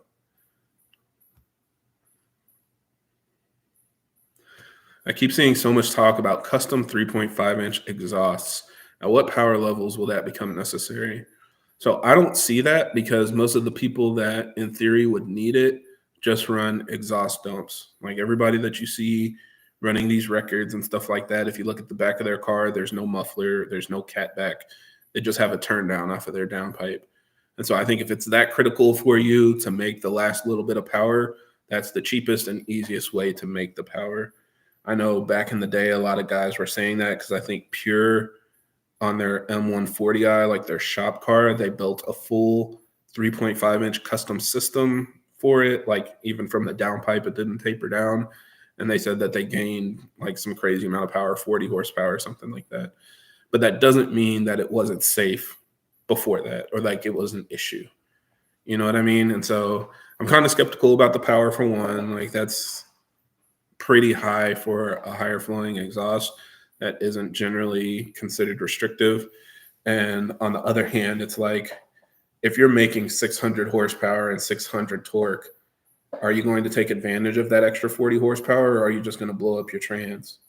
Like in most cases, I say just enjoy your setup, enjoy your turbo, enjoy your tune, get everything dialed in safely. And if you want to make more power, get a bigger turbo. But that's just kind of my opinion. There's a lot of little things that you can do to try to get 10, 20 horsepower here and there. But you got to ask yourself, are you even going to use it or is it going to blow something up? Or is your money better spent on something that'll give you way more headroom? That's how I feel. Maybe if you're chasing like micro records, you want to be the fastest hybrid or something like that, maybe. But generally speaking, just from a performance standpoint, it doesn't really make sense to me. And then you're going to have trouble selling it when you don't want it anymore. But yeah, the stock exhaust isn't really like that restrictive. Plenty of people make over 600 horsepower with it. Let's see, I feel like my Supra heat soaks in 95 F weather. Not sure if I'm imagining it. So, I mean, like I said, I'll make a video detailing it more, but to be clear, heat soak means that your system does not have any more capacity to absorb heat. So this is like when your intercooler gets so hot that it cannot cool down IATs anymore. High IATs are separate. That's like intercooler efficiency. But if you're experiencing heat soak, it's like your intercooler is now absorbing heat and it can't cool down anything else. It needs time to like actually reduce the temperature of the intercooler itself before it can cool down other ambient air that's flowing over it. So that's very different. Like heat soak, you can't fix that other than parking the car. Now, when it's 95 degrees, like when it was here, I was tuning my car and it was like 85 or 90 degrees. And I was seeing IATs extremely high, like 110, 115, sometimes 120. And this was on like a multi-gear pull, right? So I would start at 40 miles an hour and pull all the way up to 140. And that would get really hot. Like that's the kind of stuff that you would probably experience if you were drag racing and stuff. But that's not heat soak, you know, and that can definitely pull power. That can definitely make your car feel slower, but it's not the same as heat soak. So we'll clarify that more in a future video for sure. But I don't think most people experience heat soak on the B58. They just have high IATs and they want to reduce them. And if you want to really see high IATs, go look at these Hellcats, the GT500s, the Z06s. Go look at their IATs. Go look at what those guys say. Oh, I upgraded my heat exchanger and now my IATs are down to 150. Like, that's the kind of stuff that they're dealing with. So we've got it pretty good. When we're complaining, oh, my IATs are over 100, like, some of these guys wish that was their what they were experiencing. And our cars handle, like I said, our cars handle it really well, even if it's over 100. It's not ideal. It's not the best for power, but our cars can handle it.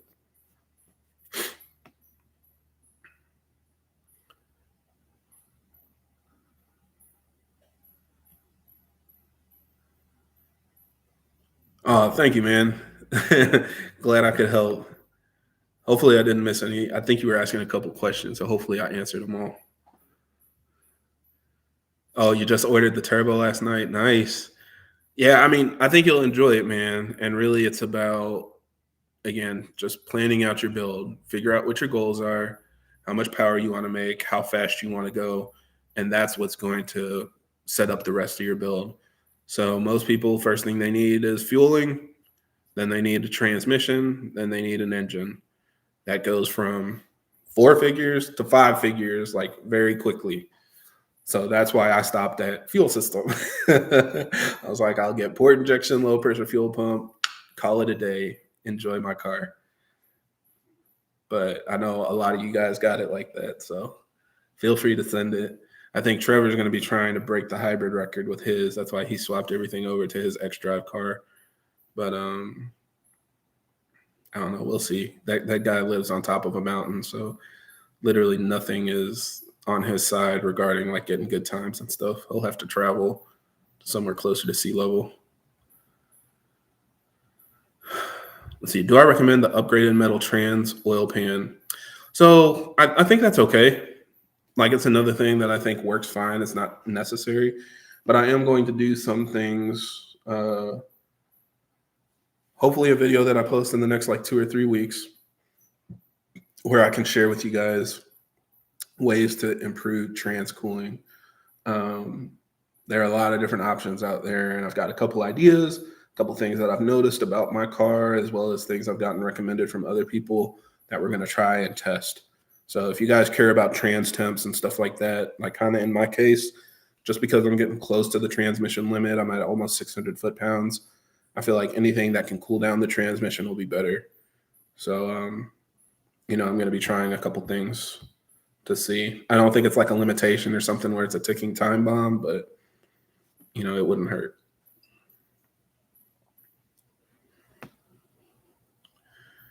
Is there a cost-effective way to bring a transmission to take more than 600 foot-pounds? So that's what we're kind of talking about. I mean, if you improve trans cooling, in theory, it'll give it a little more headroom. I don't think it'll be that much, but at least from a liability standpoint, when you're pushing it to the limit, it'll make it last longer.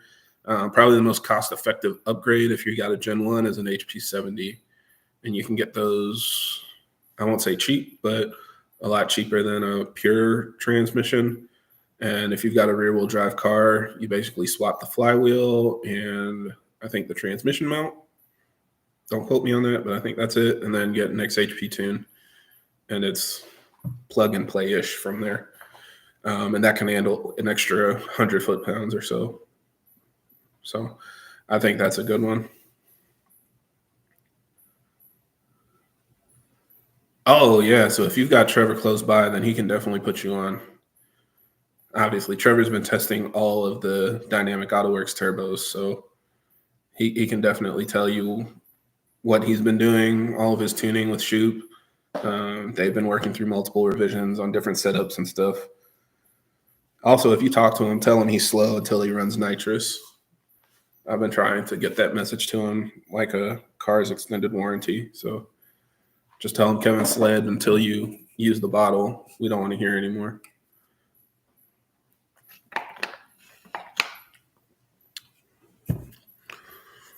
Ooh, promo code in the chat. There you go. Tell them where to use it too. Is it on Bimmer Network or somewhere else? I'm assuming that's a different website. Let's see. I just installed the spool stage 2 transmission. Super interested to see what temperatures look like. Yeah. And I mean, I haven't experienced like high transmission temps personally, but I know a lot of people ask like what's typical, what's recommended, how much cooling should you do. So I'm going to try to create a video to show my baseline and then some things that I think I can do to make it run cooler or, just be more consistent. Our cars have a heater that kind of heats up the transmission fluid. So that's kind of a unique setup. And it's just hard to explain. It's not like a typical transmission where it just warms up itself and has a thermostat that keeps it cool. Especially even our trans cooler, people don't understand that our trans cooler doesn't have transmission fluid in it. It's like an indirect cooler. So a lot of stuff like that I want to talk about in a video.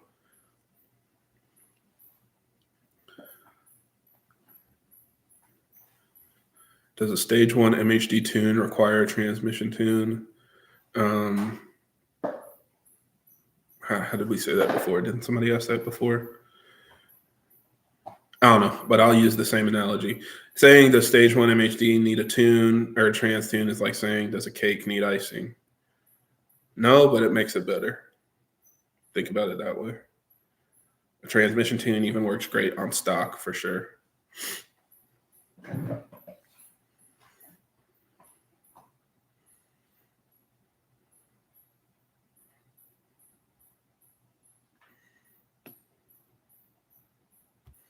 See, I blew my turbo and I have an Ultra Flow Max on the way. Any recommendations for custom tuners? So, first of all, of course, I'll tell you who I'm tuned by. My 440i is tuned by Odin Tuned. So ODIN Tuned. My 340i is tuned by Subpar Tuning. SUBTAR Tuning. SUBPAR Tuning. Don't worry about the name. We don't know why he chose it. He's a good tuner. But there are plenty of others out there. Like I said, David Shoup has been doing a lot of the testing on Dynamic AutoWorks turbos on the Bimmer Network shop car, Trevor's car. Steven over at Wedge Performance is also a very popular tuner.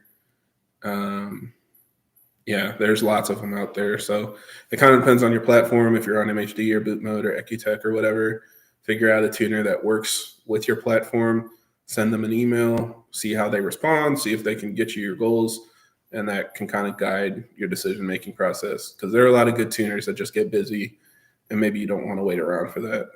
So, yeah, that's how I found my tuners. I sent them an email, talked to them about my goals. They were responsive. They agreed that what I wanted was achievable, and they could get me there, and we went for it.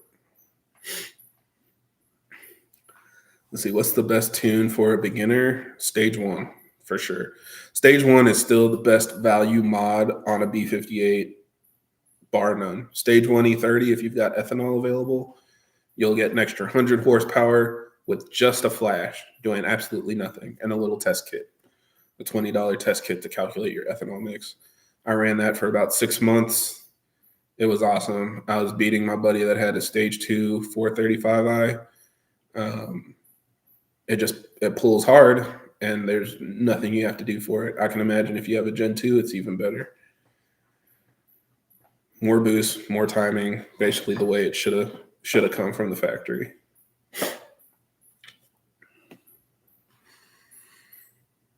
Let's see. Have your kids. I would, man, if I could, but I don't have the technology down here. I traded it for a B58. Do you know how long it takes for Bimmer Network to ship turbos? I know they're custom made, but I've been waiting for a month and still haven't gotten any update. Bimmer Network says that it's custom made. So probably to clarify, I mean, they're not custom made, but they are made to order. So they don't stockpile turbos and just drop ship them. When you order them, then they build them. So every turbo is the same. Just, I guess, to clarify, maybe that's what you meant, but making sure other people don't think they're like all customized or something. They're all the same turbo, but they're built to order. I think mine took probably about 2 weeks to get here, and that was like a pre-production unit. I mean, they weren't getting orders, right? Like they sent me mine from their pre-production lot.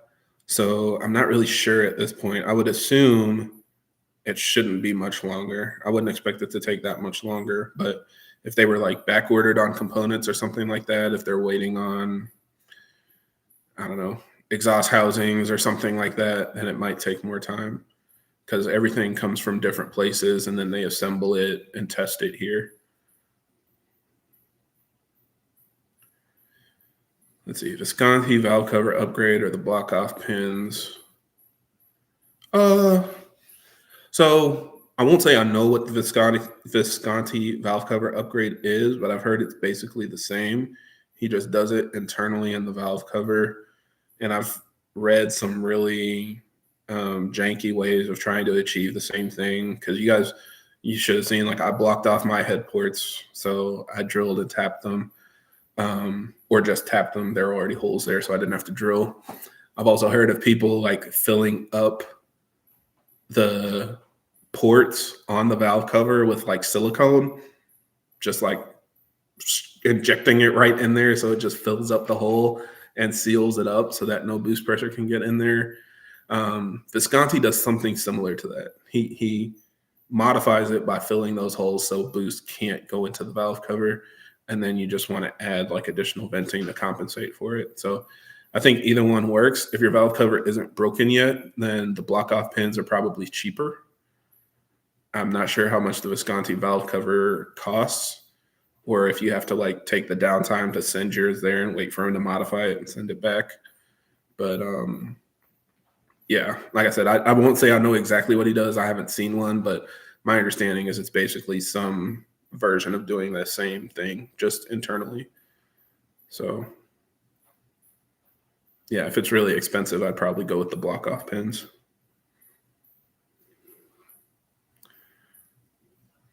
Let's see, my B58 is making a supercharger noise when I drive. What do you think it might be? Check your trans. Sometimes it's the transmission whining, and if the fluid is low, that can happen. So you can jack the car up, make sure it's level, remove the fill hole plug, and there should be like a little stream of fluid coming out if it's full. If nothing's coming out, then it needs to be topped off, and there's probably a leak somewhere. That would be my first guess. But it kind of depends where it's coming from. Is it coming from the front or from underneath the car or something like that? Oh, wow, dude. No, thank you. I really appreciate that. Thanks for sending me that. Hopefully that was the kind of answer you were looking for. We were actually talking about that for a long time because it's not just Visconti, but there's so many different people that have mods and fixes and stuff like that. Like there was somebody, who was it? They sold a PCV fix. Or no, they listed that they did a PCV fix, but anytime people asked for it, the only way to get it done is you brought your car to their shop and they wouldn't tell you what they did. And it was just like, this is not helping anybody. Like you've got some secret sauce. And it was probably something similar to that. They would just block off the holes, but I guess they didn't want people to know why they were able to charge what they charged. So they were keeping it a secret. I don't know. But yeah, that's why, I mean, I think the block off pins achieve the same thing and it should be cheaper, I would assume. So that's why I recommend that. But thanks again, man. I appreciate it. Hey, Samuel, thanks for sending that. So cylinder one is at the radiator. So starting at the front, it goes 1, 2, 3, 4, 5, 6, all the way to the back of the car. Thanks for sending that too. Hopefully that helps.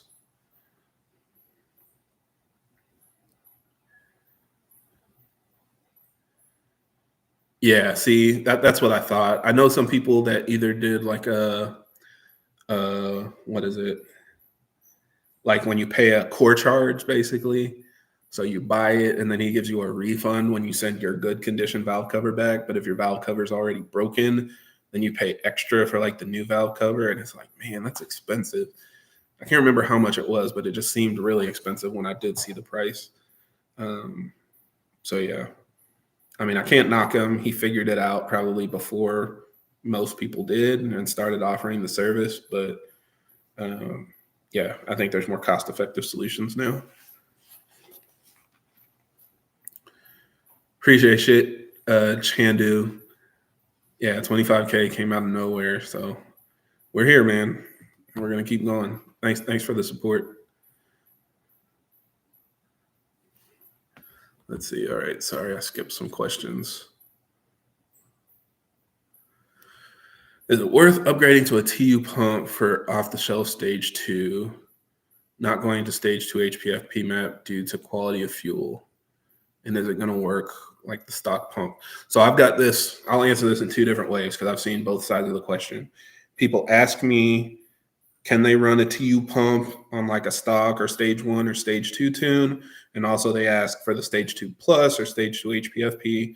If it's made for the TU pump, will it make more if you run like a Dorch DS25 or an FX200? And none of those are true. When you upgrade your fuel system, all it does is add fuel capacity. But if you're not actually running a tune that requests more boost to take advantage of it, it's not going to change anything. So if you're having like fuel pressure dips, for example, that can compensate for it.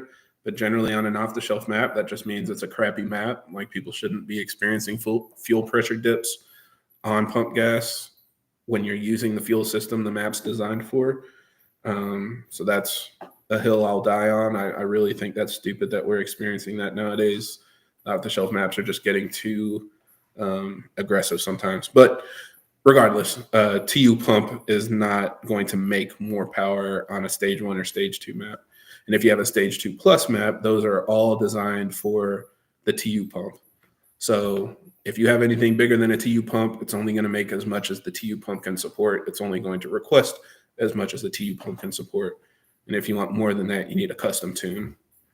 So that's just kind of how tuning works. It requests a certain amount of torque and it runs the boost and timing needed to hit that torque and no more than that, even if you have port injection and a low pressure fuel pump and everything to support more power.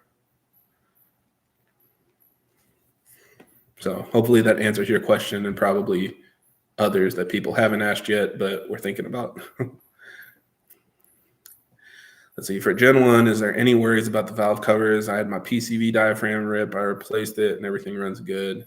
Yeah, absolutely. And I made a video breaking it down. Like I cut open my valve cover from my 340i. I'm pretty sure it was bad. And I did the PCV delete, but I was still having misfires. So I replaced the valve cover and I did plugged head ports. And that helped fix it. I ended up also having to do an O2 sensor, but I was getting oil getting pushed like into my cylinders and coating my spark plugs and fouling them and causing misfires. And I couldn't see exactly where it happened, but it seemed like internally somewhere in the valve cover, it was damaged and that was causing issues. So by replacing the valve cover and plugging the head ports, that fixed my problem. If you have an internal valve cover component that's broken, the only way to fix it is replacing the whole valve cover. So that's the only thing there. It's just it's not something that can be entirely serviced. And we're spoiled because that little diaphragm on top can be replaced. But all the Gen 2 guys and S58 guys and everybody else, if they have any issues, they have to replace the whole valve cover. So yeah, it really just depends on where the damage is. If it's the diaphragm, you should be good. But if there's anything internal, you'll have to replace the whole thing. And usually that doesn't happen until you have like really high boost levels. But I don't know, one of the previous owners maybe was running like a really aggressive tune or something and damaged it. Let's see, NGK 94201 or Champion. I'll give you guys a sneak peek. Since you're all here and you care so much, we've got a package from FCP. So let's see. I haven't even opened it yet. I'll be working on this video soon.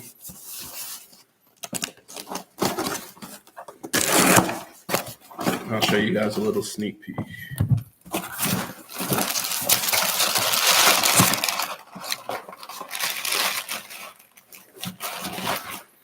So we're going to be trying these out. I talked about them in one of my old videos. These are the Audi plugs. So these are actually one step colder than the stock NGK plugs. And I've been a champion guy for the past 7 years.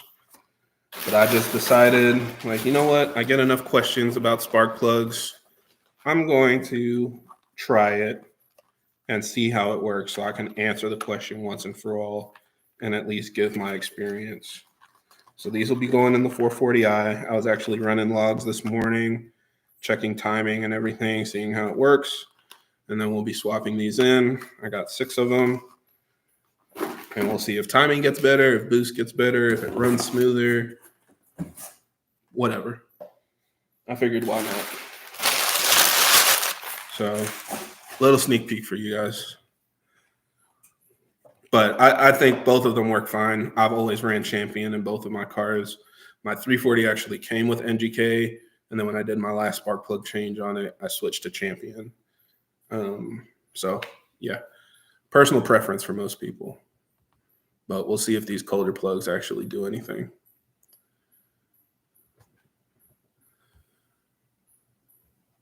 All right.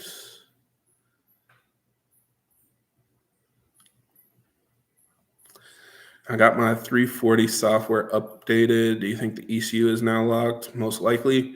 It depends on what was updated, though. Like if you just got like an iDrive update or something like that, it should be fine. But if it's anything related to the DME, then yeah, it's probably locked.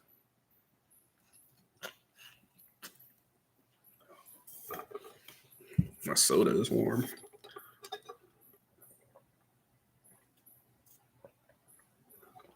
There we go.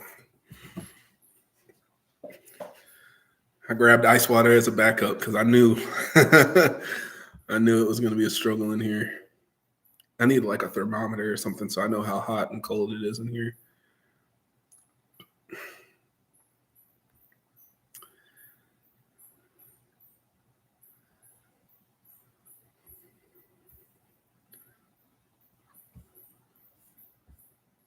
Let's see. I hope you do another live stream. Doing some testing on the Wagner intake manifold. Oh yeah, that would be cool, man. I know a couple people running it. I've seen mixed feedback. Overall it seems like it works, but there are some things with like the install and stuff you might have to work through. Hopefully it's pretty straightforward.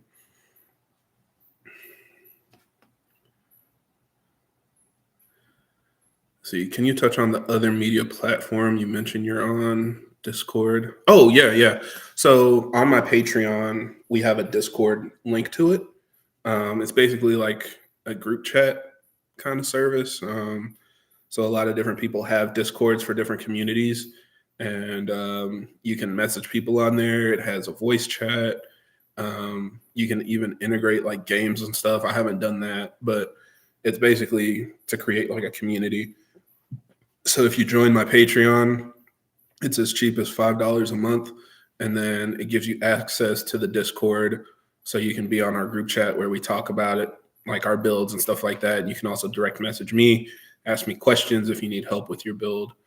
There are other ones for us that are free. Like you don't have to join that if that's all you're looking for. There are multiple like WhatsApp groups and stuff like that, but the Discord is just something I made for my Patreon to make it easier.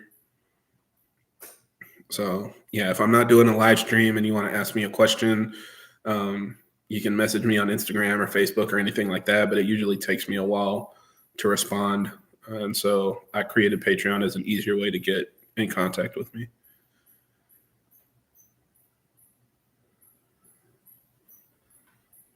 Let's see. Will that help with excessive blow by? I don't remember. What were we talking about? The valve covers, maybe? Sorry, let me see. Did you ask another question?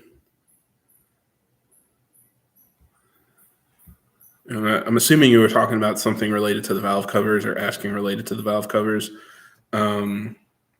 So if you have excessive blow by from a damaged valve cover, then what you'll experience is basically oil in your charge pipe and your intake manifold. It'll basically push oil when it's not supposed to.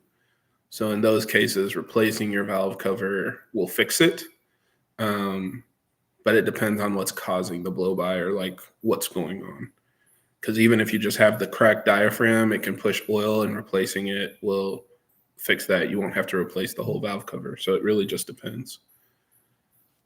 But I would think about where your blow by is coming from. If it's really excessive, usually if it's excessive, you can see it in your charge pipe, not just like your turbo inlet. Sometimes people see a little bit of oil right there. Plugging the head ports. Yeah.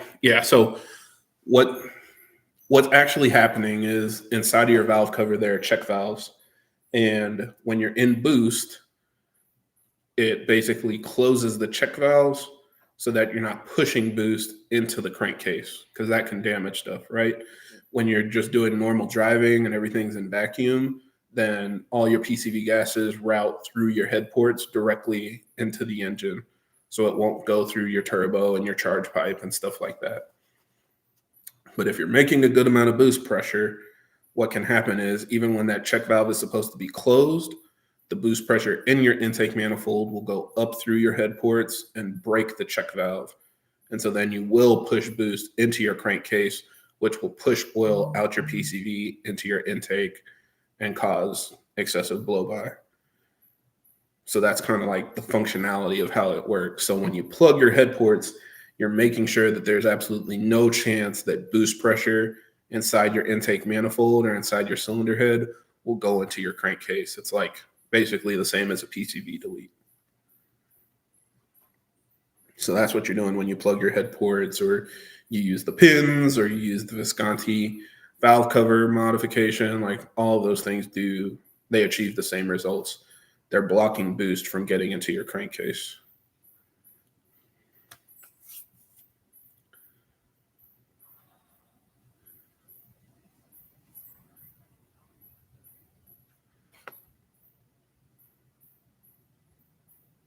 Let's see.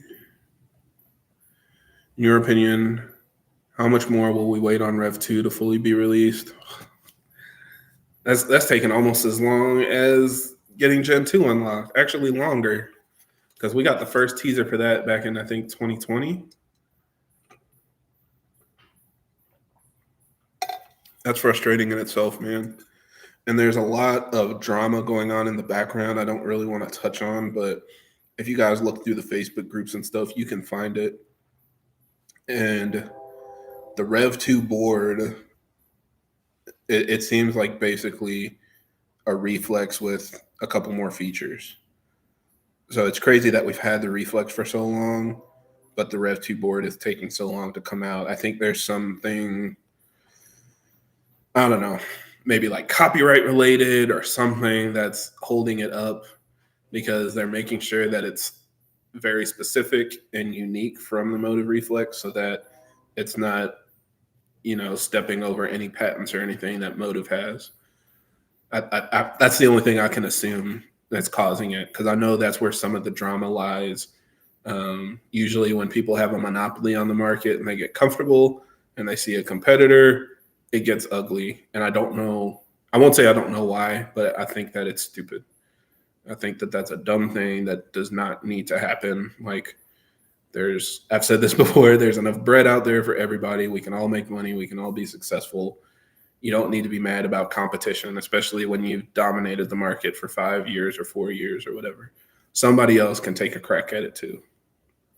But I think there's something, copyright, trademark, whatever, that caused such a long delay for the reflex to be available.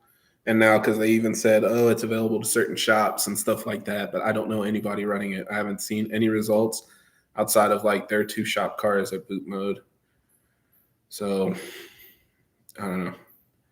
Doesn't make sense to me. They need to just release it. In my biased, completely uneducated opinion, I guess, to take it for what it's worth. Let's see. I have getting a drivetrain malfunction for wastegate that is getting jammed. 2 nuts are adjusted properly and overall looked over the car. Anything else to possibly diagnose. So I would just double check and make sure that it's moving properly. Like my go-to is to put my cell phone in my engine bay or have somebody hold my cell phone in my engine bay and take a video of the wastegate moving. You can go into the car, press the start stop button. You don't actually have to turn on the engine. Keep your foot off of the brake. Just push the start stop button and let it go in accessory mode, and the wastegate should completely cycle. If it stops before it's fully closed, that usually means it can't find the closed position. If it stops when it's fully open, then that usually means it can't find the fully open position. And otherwise, if there's somewhere in there where you see it kind of like sticking or not moving, binding, whatever, that should give you an idea of where the problem is. But usually it's something that you can see really easily if you watch it move when it does its calibration cycle. So that's what I recommend. It's too hard to guess because it's in your engine bay and you have no idea what's going on when you're driving. So that's what I look for. Let's see. All right, we'll probably do this for another like 30 minutes or so. Yeah, we've been on here for 2 hours. Gosh, I appreciate you guys joining again. Thank you for everybody that has been supporting. Let's see. Is a high pressure fuel pump necessary for running E30 on stage 1? No. Stage 1 is designed for a completely stock car. And let me clarify that. A properly calibrated stage 1 off the shelf E30 tune will not require a high pressure fuel pump. I ran stage 1 without a high pressure fuel pump, but that does not stop a company from designing a stage 1 tune that requests too much boost for a stock high pressure fuel pump and just calling it stage 1. So always run logs, always make sure you're calculating your mix right, and that'll make sure that you don't have any issues. Again, I ran it without a problem. I did the full MHD flex fuel setup. I went from pump gas to I think like E31 or something, and then up to like E65 or E67, and was able to run it without an issue. I've run stage 1 full E85 without an issue. So it's really just about the tune calibration. As long as it's requesting an appropriate amount of boost and it's dialed in for the stock fuel system, like a stage 1 tune should be, then you won't have any issues with stock high pressure fuel pump. Let's see, how much power can the HP50 handle? So for transmissions, I don't think about horsepower, I think about torque. And the amount of torque I would recommend is to keep it below 600 foot-pounds. Otherwise, you can start experiencing slip and damage in 6th gear. So that's kind of like the safe limit that I've seen, that I've experienced. I try to keep it below 600 on my car. And with an XHP tune, it's been fine. But 600 foot-pounds can be different amounts of power depending on where it is. If it's 600 foot-pounds at 3,000 RPM, that's a lot less power than 600 foot-pounds at 6,000 RPM. So just keep that in mind.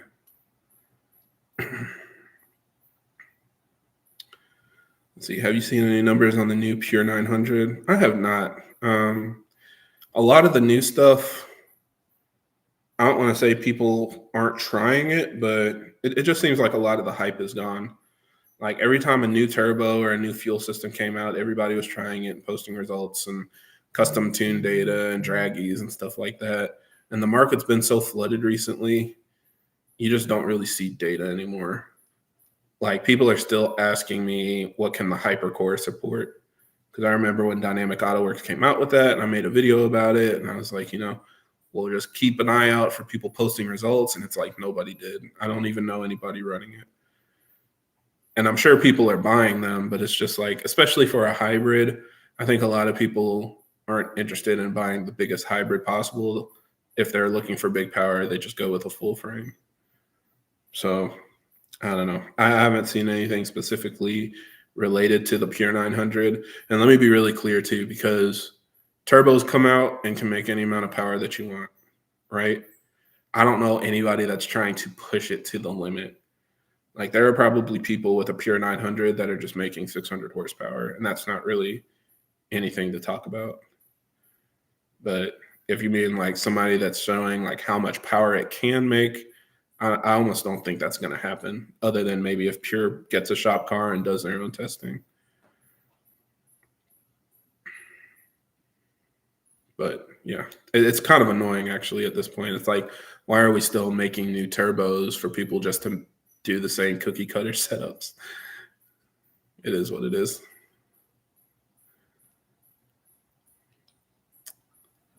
Let's see, I have an M140i with a downpipe, BMS intake tune, stage 2 transmission tune. What do you recommend for maintenance? Let's see, at 30,000 kilometers, I mean, you don't really have a whole lot, unless you mean 30,000 kilometers being tuned. But if it only has 30,000 kilometers, pretty much all you need right now are oil changes. You're probably due for like spark plugs soon and a transmission service soon, because you'll hit the time limit. I think it's like 4 years or 6 years. 4 years for spark plugs and 6 years for transmission service. So those are the only things that might be on the horizon. But 30,000 kilometers, that's not really a lot of miles. So I wouldn't worry too much. Oh, 30K since bought. Okay. Yeah. I mean, I think the recommendation, so for us, it's like 10,000 miles. I think for you, it's around 15,000 kilometers. So every year, 15,000 kilometers, do your oil changes. Every 2 oil changes, you should be doing filters. So like an intake filter and a cabin filter. Every 4 oil changes, you do spark plugs. And every 6 oil changes, you do a transmission service. So that's kind of how I put it together. Depending on how many miles on your car, if you've got more than that, you don't know what the previous owner did, then it wouldn't hurt to just do spark plugs and a trans service and a diff service just to make sure it's done. Let's see. Have you seen any S58 cars with the Big Boost twin kit? That's another one. I know the Big Boost car has it, but I don't know anybody else running it. Yeah, I don't want to get on my soapbox here, but it seems like it's just been such a rat race that people stopped asking, does it make sense? Like, is this worth it? And I mean, it's a cool option, but I don't know many people that are like, I want to go with twin full frame turbos. Now that top mounts everything, it just complicates it so much more. But yeah, I mean, I know the Big Boost car ran some pretty good times, and they're at pretty high elevation, pretty high DA, so it's not even optimal. But I don't know any customers that have it. How can I test the aux pump on my 2018 340i? It doesn't activate during the bleed procedure, and I've confirmed the battery's in good condition. I mean, that's really the way to check. If it's not coming on with the bleed procedure, I would double check that you're doing it right. Make sure, what is it? I think like the hazards need to be on. Put the temperature at the highest setting and the lowest fan speed. Don't leave it in auto. Sometimes I've had people do that. They turn it up to the highest temperature, but they leave it in auto on the lowest setting. You need to take it off auto and put it manually on the lowest fan speed. And then usually I don't count whatever it's supposed to be, like 10 seconds or something. I just keep my foot flat and I listen until I hear the pump start running. And it's pretty audible. If the room's quiet, you've got the window down, you should be able to hear it turn on. So yeah, just double and triple check that you're doing the procedure right. If it's not running, you'll know really quickly when you're driving, because your IATs will get really, really high and you'll probably get a code for it. So if you're driving and it's not throwing codes, then it should be working. Let's see, is it better to skip stage 1 and go to stage 2? There are many concerns about failing emissions. No. I think, like I said, stage 1 is the best bang for your buck. All you need is a cell phone, an OBD adapter, and that's it. Flash your car and enjoy the extra boost. Downpipe, you've got to jack your car up. You've got to get under the car. You've got to deal with smells. Like you said, you got to deal with emissions concerns. And you make an extra, 10 horsepower or a little bit quicker spool. I know a lot of people are like, oh, skip stage 1 and go to stage 2, but I disagree. I think stage 1 is the simplest and easiest setup for most people. And then I ended up doing a downpipe and a high pressure fuel pump at the same time. And that was like a noticeable increase for me. But just my personal experience. Some people, I'm sure, will tell you their experience is the opposite. I didn't feel like going from stage 1 to stage 2 was that noticeable.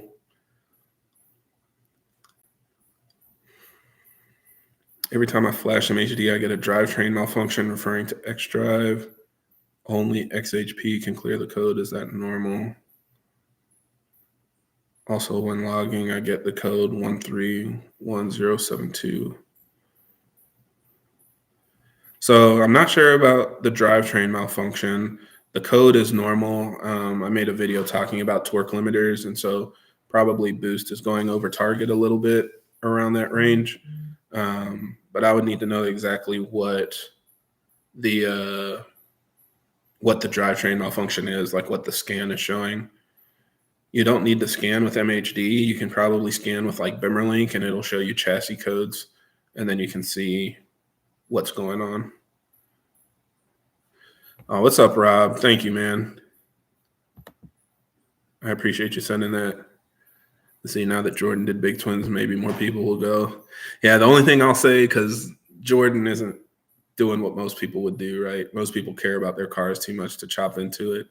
I think even what like the 2JZ guys and stuff, like full frame twins has always been an idea, but it's always been something that like in theory it works, but in practice it just isn't really that consistent, especially because you're going to have twice as much heat, twice as much plumbing in the same area. You're relying on two different turbos to create the power that you're looking for, and you need them both to respond reliably and consistently in tandem with each other. It just ends up being a headache compared to a single turbo setup. And I think the S58 isn't as bad as the S55, but these twin turbo cars just don't sound good.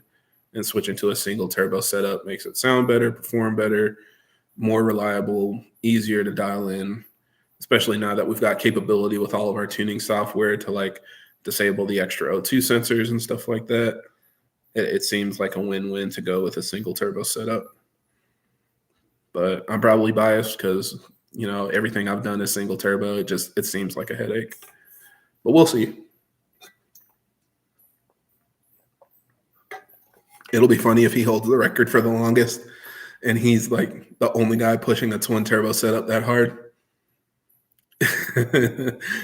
that would be funny. We'll just have to keep an eye on it, I guess. Let's see, you did all of that and it still didn't work. Yeah, I'm not sure, man. It's really hard to say. If you can't hear it turn on, and when you're checking the tank, like no fluid is moving, then it might just be time to replace it. But that would probably be like maybe the second time I've ever heard of one actually going bad. It seems like they're generally pretty reliable because they're not that close to the engine or anything. Thankfully, it's pretty easy to access. It's like right behind the driver's side headlight, like underneath the radiator shroud. But yeah, it seems like they don't really fail that often. So that might be your case. Let's see. Just did a TU pump upgrade. Thanks to your vids. Awesome, man. Yeah, enjoy it. TU pump is underrated too, for sure. Because I think it was the same thing, like I said earlier. When the Dorch Stage 1 came out, everybody said the TU pump sucked. Then they realized the Dorch Stage 1 was almost the same. Then the Dorch Stage 2 came out. Everybody said TU and Dorch Stage 1 sucks.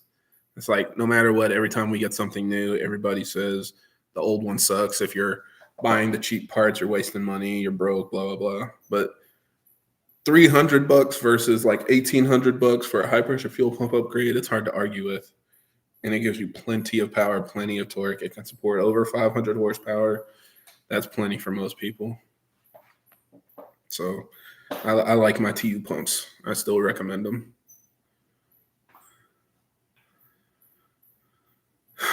Let's see, I passed my inspection on Friday with a big boost kit. Yeah, so exactly like you said, it depends on the state. A lot of people, like in Europe and stuff, they don't do scans, or at least, you know, the way it was being explained to me. Correct me if I'm wrong, but they don't scan your car. They'll do like the sniffer, right? So they'll connect it to your exhaust and measure what's coming out of your exhaust, basically, to make sure that all of your emission system is working properly. So what a lot of people do is they run an ethanol tune, because ethanol burns cleaner. It doesn't release as many toxic gases. Ooh, am I running low on battery? Yeah, we might have to cut this short. Oh, I should have grabbed my laptop cable. That's what I get. But yeah, a lot of people run E30 or an E50 tune or something like that, and it allows them to make power and pass emissions, because when they do the sniff test, the ethanol still passes the requirement, even without a catalytic converter and stuff like that. So it just depends. Some places let you have one monitor not ready. Some let you have two monitors not ready. It really is just up to where you live. But anyway, yeah, I think that's going to be my time. My computer's about to die. I messed up there. I should have brought my charger with me. But I appreciate everybody for jumping on. Thank you again for all the support getting me here. I'll try to do more of these. I know I said that last time, and I'm going to try to keep my promise throughout the rest of the year. So hopefully, 3-day weekends and stuff like this, I'll be able to take some time to do a live stream and talk to you guys. So more videos coming soon. I know I showed you a couple previews or talked about stuff that we have. If you have any other ideas, leave a comment. Let me know what you want to see, and we'll just continue going, man. So, yep. Thank you.